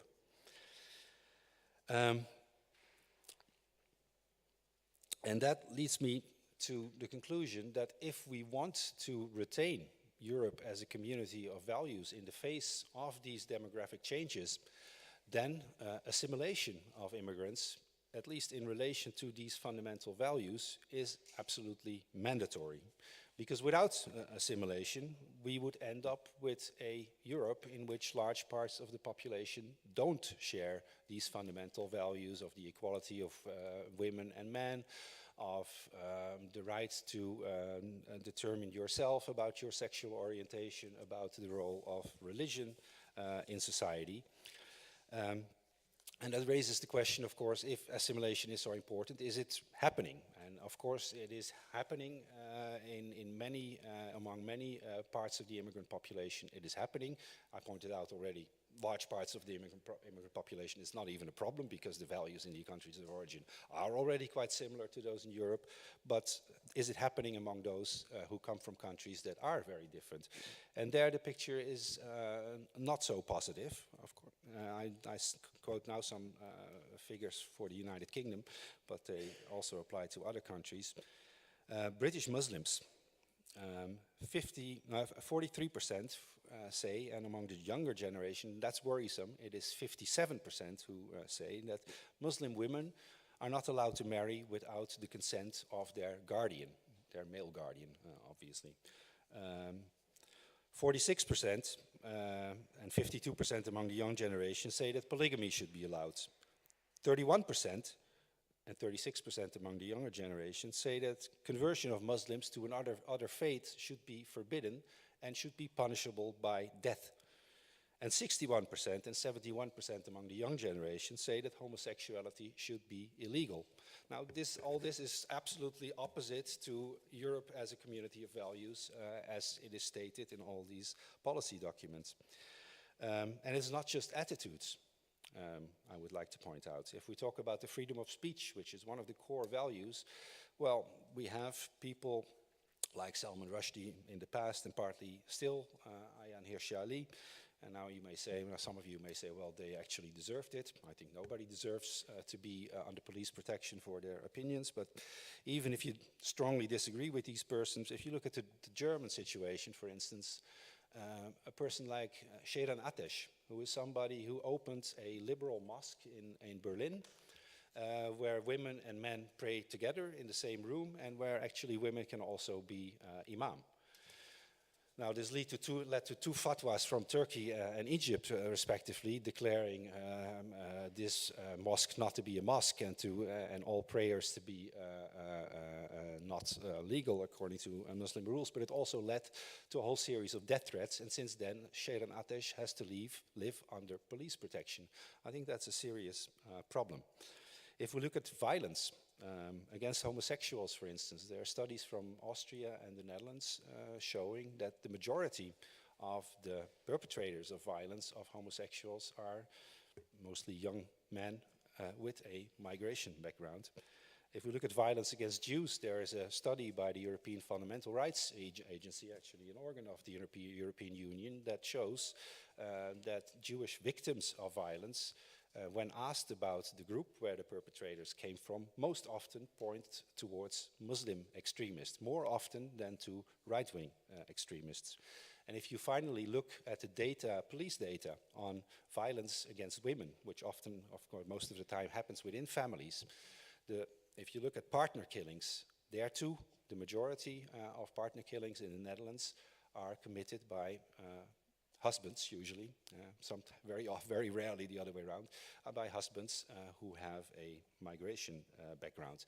And in Germany, more than half of the women who are in women's shelters also have a migration background. So I would say, even on the level of actual threats to life, we are actually dealing with a problem.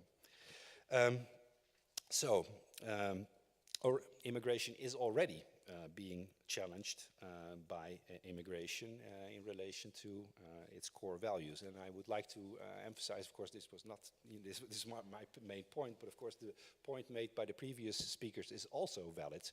It is threatened by immigration in terms of values in two ways. First, indeed, by these problems of assimilation to Europe's core values, but it's also threatened, of course, by the reaction that immigration brings about in the form of right-wing populism. That too is a threat to Europe's core values, but as Cameron Abadi already has pointed out, I think these two threats are also linked to each other. If we don't address the problem of lacking assimilation to core values, we will also not be able to solve the problem of right-wing populism. And it also goes the other way around. Of course, right-wing populism may also in itself strengthen tendencies among immigrant populations to stick to their own values and not to assimilate. So these two problems are interlinked, but we are not going to solve any of these two problems if we only look at one side of the coin.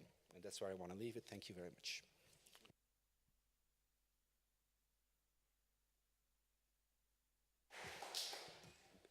Very good. So I think we have only half an hour left. I'm very much inclined to open the floor. Before I do so, I already see there are some people who want to ask questions. I want to give the opportunity to other speakers to react to this first round. I will just mention, following Ruth's last point, the whole new movement of, it's called, in political science, we call it femo-nationalism, the idea of radical right leaders exactly pointing, winning for the first time the female vote, precisely on making this argument, the argument that basically Muslim migrants do not respect your values. Here we are to protect this. And it's the first time that you see a decline in the gap between men and women in terms of who votes for this party, which I think is quite interesting. Is there anything you would like to add, or shall I open the floor? Yes. Thank you. So, I have a little question for the last speaker. So, I mean, I think you touch. First, I present myself, Roberto Galbiati, National Research Council, French National Research Council, and Sciences Po, Paris. I am a professor of economics. So, I mean, the point you make is absolutely valid, the point of integration, but it seems that there is a big elephant in the room here, and we are sort of mixing up cultural and economic integration. I mean, if for the little I know about migration studies, what we see that the cultural integration is a lot easier in a way for first generations than second generations. And this is just a problem of self-selection. The first generations are those that are moving partly because they share the values of the receiving country, and partly they will have better opportunities sometimes, at least in terms of gap between what they get and what they expect, than the second generations. And this cultural problem that you are pointing out is typically a second generation problem. So I think that's my personal view, that if you don't tackle the elephant in the room of, how do we economically integrate the second generations, that means that we reduce the gap between the expectations and what they get, we will never be able to solve the problem of integration. So in a way, talking about Muslims is a bit of misleading. So it's not a problem of being Muslim versus Jew or versus Catholic. It's a problem of what do you expect from what, and what do you get once you are in a country and you are a second generation. And I think that my view of the French problem after almost 12 years in the country is really that you grow up with the myth of the égalité of the system, and then if you grow up in certain neighborhoods, and that's true for Muslims and non-Muslims, you will never get to what you have been promised since when you were a child. Thanks.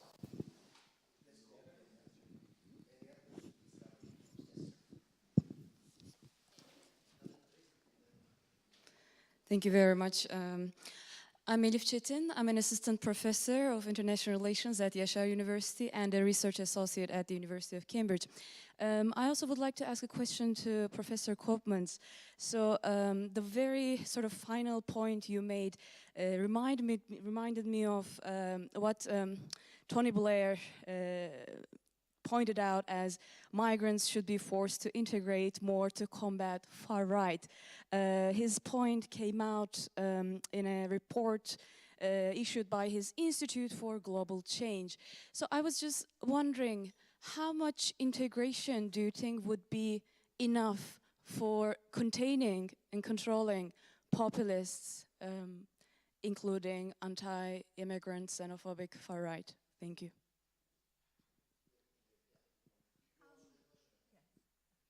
I work with the Roma here in Florence. This is a different group. These are the largest minority in Europe. They have maintained their culture for 1,000 years, and they have not assimilated because they reject our culture, our values, which they see as counter their families. I work with these families where their children are taken from them by social assistance, where their houses are taken from them, their bank accounts are taken from them, and they cannot fight back because after 1,000 years, many hundreds of years as slaves in Romania, the Holocaust and so forth, they lack education, literacy. But they have excellent work skills. They have restored the English cemetery, which is a very cosmopolitan cemetery, against slavery. And they're very right brained. They have skills that we need. And I see the solution really as being to pair Roma with our citizens to share their skills. And it's when you're working with children, if you favor one group over the other, there will be resentment. But if you share, then there is less resentment. And I think this is the way to integrate. I say to the Roma, have both cultures, not just one, and not to be forced into ours. The women will not wear trousers and so forth, which social assistance assists on. Let's stop the first round of questions on the English ambassador, then we'll come back to the second round. Ruben, you want to start first? Yeah, I'll take the first two, and then somebody else can take the third question. So the first question about the elephant in the room and about the second generation difference. That sounds a lot like Olivier Roy's thesis about the causes of Islamic radicalism also in Europe. I don't think, there is a kernel of truth in it, but I don't think it's the main story. I don't think it's the main story because, it went very quick, of course, although in all these regards, the percentages who have problematic attitudes are a bit higher in the second generation than in the first generation. It is not that there is no problem in the first generation. That's point one. The second point is if discrimination would be the cause of, say, Islamic radicalism, then we would have to find something similar if we look at other immigrant groups, and we don't. We find that in all other immigrant groups, actually, the second generation is doing much better, also in terms of values, but also in terms of integration than the first generation. Net of class, yeah. Yeah. For instance, in well, yes. For instance, in France. Yeah, well, let's take France, for instance, in education, for instance. In the second generation, children or young people of Portuguese or of Southeast Asian, but also of Southeast Asian from in the Indochine, they are doing as well as the native French. But if you look at those who do a lot worse in the second generation, it's Moroccans, it's Turks, etc. You can say that in France, Southeast Asian is discriminated. Yeah, but but you cannot. Okay, let's look at the Netherlands then. Antillians and Surinamese, they are actually black, unlike most Muslims in the Netherlands, who are actually white and are often, difficult to distinguish from the native population, because some of the native population have dark hair too, so. In black people, they're very identifiable as racially different. Still, they're doing a lot better, and they're doing especially a lot better in the second generation. And one of the reasons why they do better is that they have a very high level of social integration. Inter-ethnic friendships, inter-ethnic marriages. There's the majority of blacks in the Netherlands, I suppose the same is true in France, but correct me if I'm wrong, but at least in the Netherlands, majority of blacks in the second generation marry whites. And of course, if you have intermarriage, then of course these ethnic boundaries wither away very quickly. Then the second question about Tony Blair's statement about better integration of migrants being necessary to combat the far right. Well, I wouldn't reduce it to that. I mean, certainly, because the two problems are interlinked, I think tackling the one problem helps also tackling the other. But even without the presence of the populist right, I think the things that I've listed, they are problems in and of themselves. We should address them even if it is not to combat the populist right.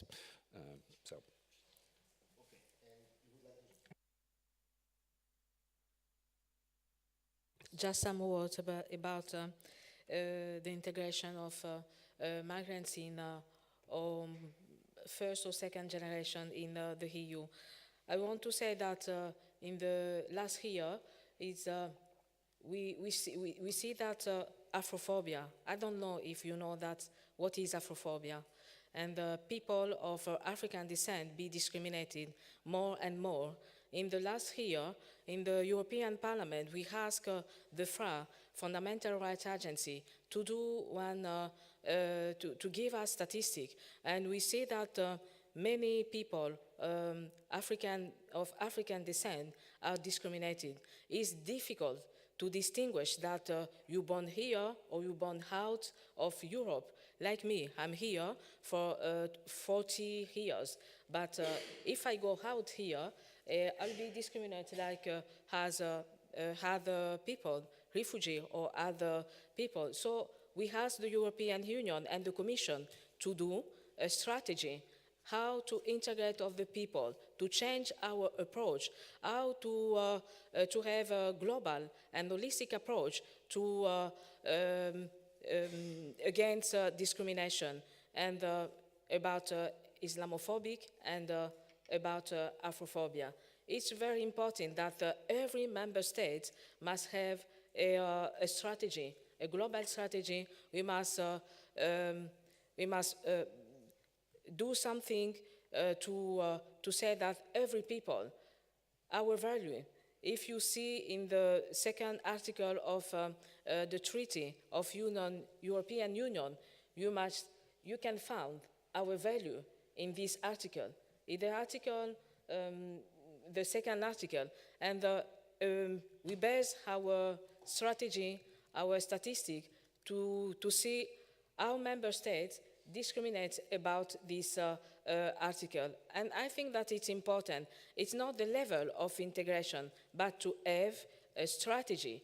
Every member state must have a strategy how to integrate, how to combat all discrimination.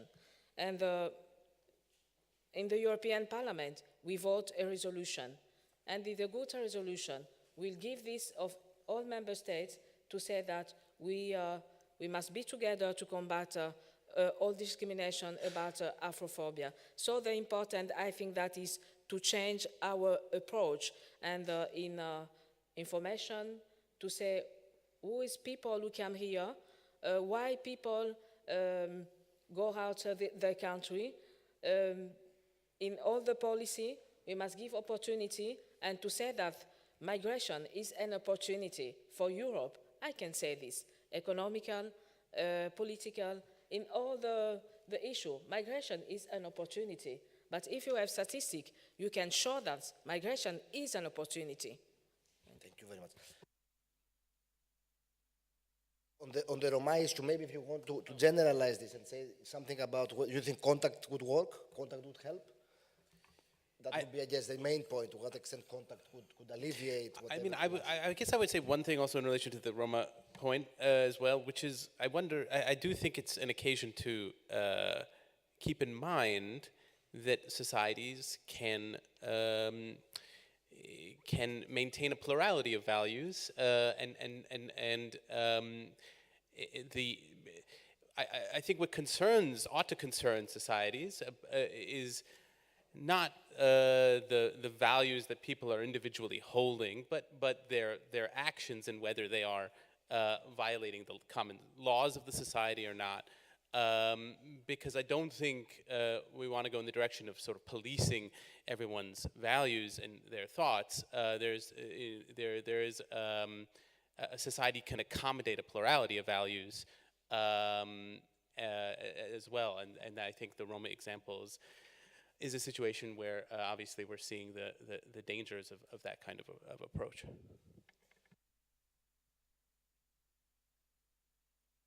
Economics here at the UI. So if there is one, having seen how the debate developed over the years in Italy, if there is one progress is that now even within the left, even within those who don't want to share the same policies, for example, that our current government is sharing, is now acceptable to to say the things that Ruth Koopmans has said and to understand that migration it may be a great thing. It has been a great thing through ages in the history of humanity, but it is a problem that has to be managed. And this is good. Still, after having edited issues of journals, after having seen debates, after having read many articles on this, I still don't see a solution. And so my questions specifically are for Professor Koopmans. Do you see any solutions to the problem that you mentioned?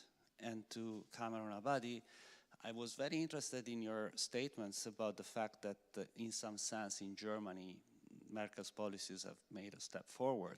Do you think that it was a step forward also in relation to the problem that were mentioned in Koopmans' presentation?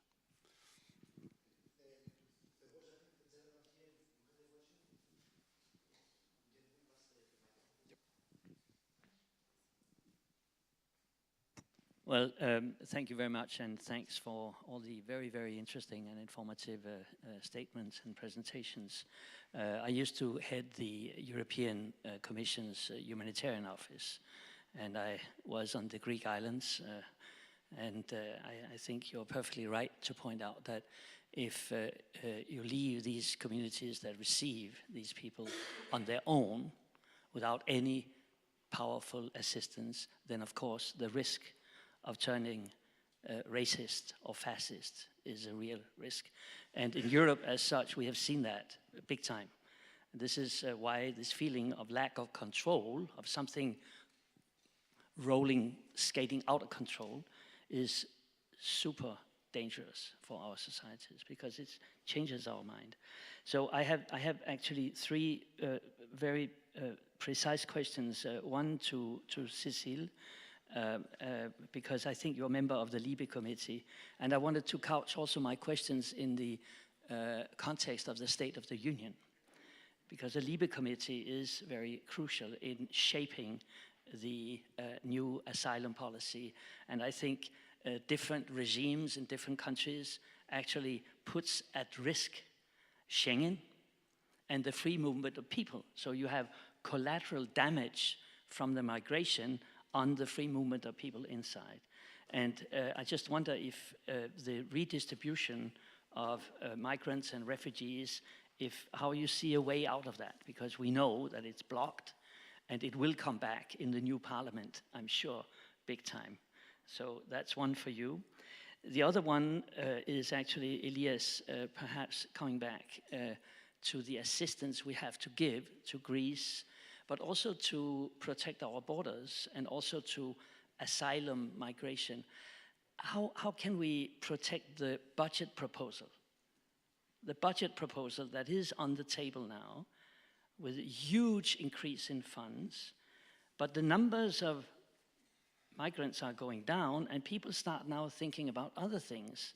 And mind you, agriculture is still waiting to get their piece of the cake, and they will come back. So I'm just a little bit concerned if maybe some of you, not only you, Elias, but others may have an idea on how to keep this issue as a priority, because I think we need it. And finally, Ruth, to you on integration, and it's linked to many of the questions here. Is there a European Union dimension to this? I mean, Cécile said that you have passed resolutions, and we have Article 2. But the reality is that it's full of subsidiarity. Education system, housing policy, all of that. So member states go left, right, and center. I mean, but how is there a European dimension to this? Sorry for being so long.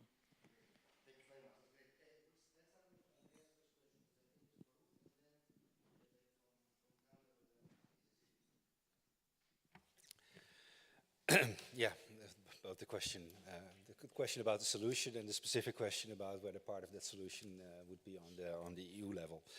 I mean, obviously, as Cameron said, we cannot police people's thoughts. That's clear. But I think there are some things we can actually do, and on different levels. There's first something we can do on the legal level. Probably mostly on the national level, I would have to say. For instance, recently in the Netherlands, a law proposal has been introduced to make Sharia marriages illegal. So these are marriages that are not really, they're concluded in front of an imam. They are considered binding for the parties involved. And they have consequences also because they're also binding in the countries of origin. Most of the Islamic countries of origin have Islamic family law. And a Sharia marriage concluded in the Netherlands or anywhere in Europe has validity in Syria, in Egypt, in Pakistan, or wherever. And it means that, for instance, in Sharia law, the husband, after divorce, the husband has custody over the children. And we know that problem exists, actually, of husbands taking children away to Syria, to Pakistan, and there's subsequently nothing we can do anymore because according to the law of these countries, this is perfectly legal. So in order to protect women, this law proposal has been introduced. It has been introduced by the Green Left on the one hand and the right-wing liberals on the other hand. So that's what makes it interesting also, by two opposite ends of the political spectrum. And I think that's an example of something very concrete you can do to promote equality of men and women. Then you can do stuff on the meso level of organizations. Which Muslim organizations do you talk with, do you subsidize, and which don't you? And there's a discussion in Germany now how to deal with DTIP, which is basically the branch of the Diyanet religious affairs institution in Turkey, part of the Turkish government, financed by the Turkish government. The imams are sent to Turkey by the Turkish government, etc. And there has been a scandal after the coup d'etat that actually DTIP was spying on people. DTIP is also, preaching values that are, to some extent, contrary to those of Germany. So there's a discussion about that. Then there are organizations that are linked to the Muslim Brotherhood. There are organizations that are linked to and financed by Saudi Arabia and the Gulf states, which promote Salafism in Europe. There's something you can do there. And finally, there's also something I think you can do on the individual level. Of course, you cannot force people's opinions, but you can do something about values. We do that all the time when we want to promote tolerance and diversity. We have all kinds of diversity trainings in all kinds of institutions and enterprises. The city of Utrecht in the Netherlands this week announced a new policy that all municipal employees have to go to a diversity training. Now, if we can have that sort of programs to install tolerance among those who have to receive immigrants, we can have similar programs to install tolerance and respect for diversity among immigrants too.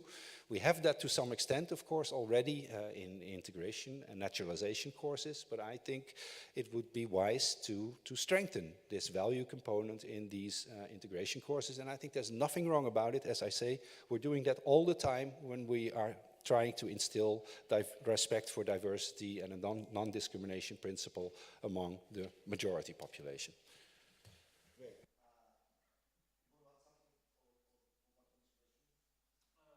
Well, I was going to address the question of that came from this gentleman over here.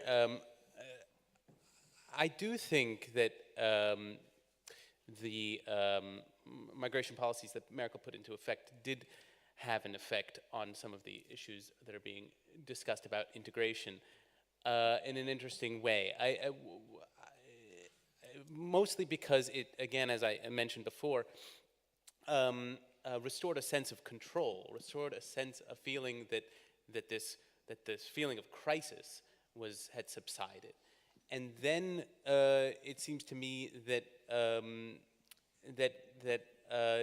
Germany, there was a residual sense of crisis or a loss of control, and that expresses itself, I think, in sort of panics about crime.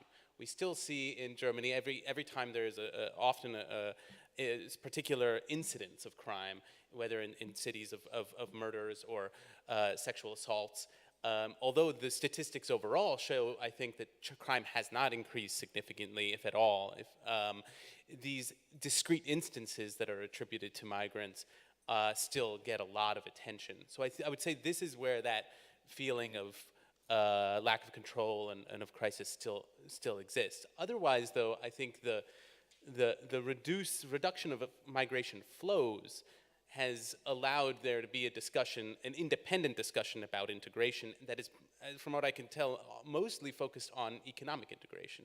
There's a lot of discussion about whether the migrants who have arrived are successfully getting jobs, whether they are learning German sufficiently in order to get jobs, whether the programs that the government has created are effective. That is a really sort of sober debate about their economic integration that I think is important and necessary. The question then becomes, is that sort of approach to the discussion of integration possible when the flows of migration are high again? And I think it's the reduction of the flows has allowed that conversation to happen in a more sort of calm way.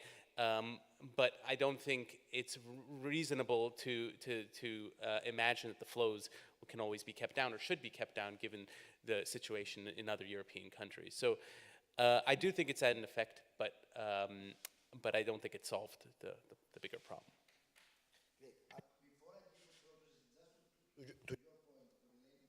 To the European dimension of this. I mean, we know now that at least things would have been ameliorated if there was a more,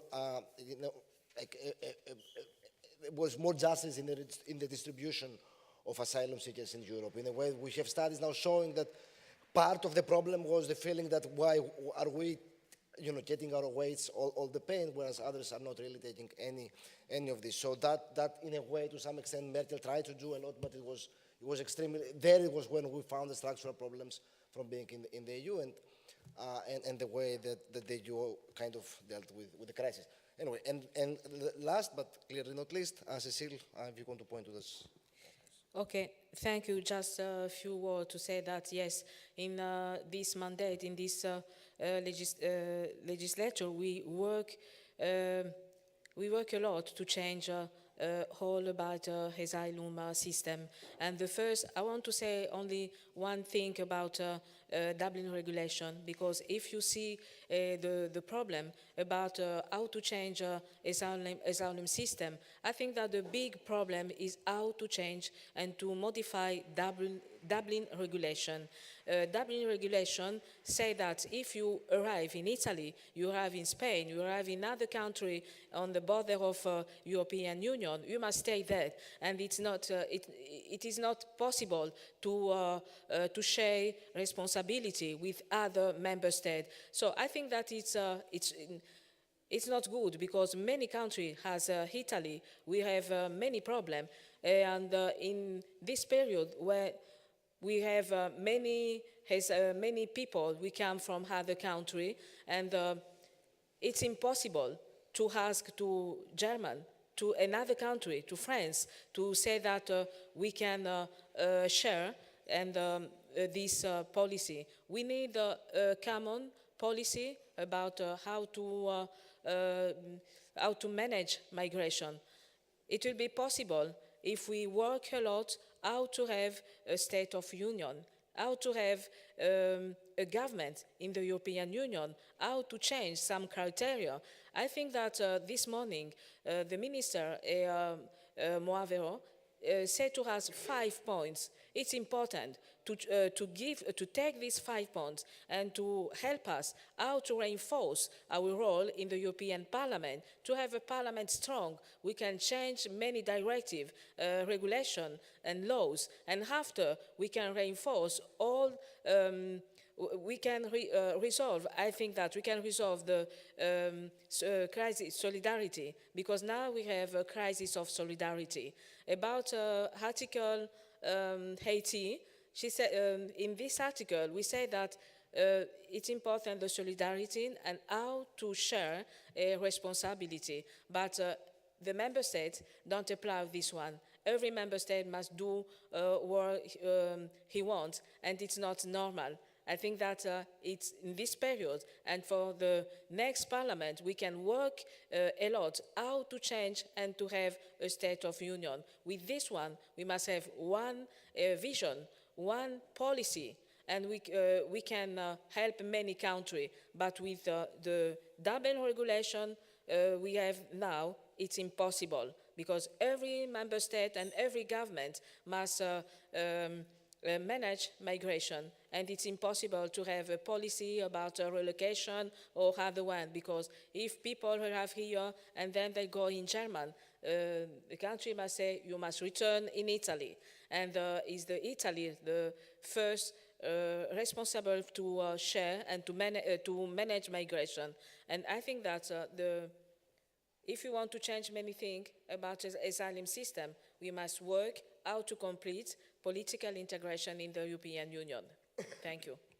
Great, thank you very much. And on that note, we'll have to close the discussion because we are already a bit above time. Thank you very much for attending this the panel, and of course, many thanks to our panelists.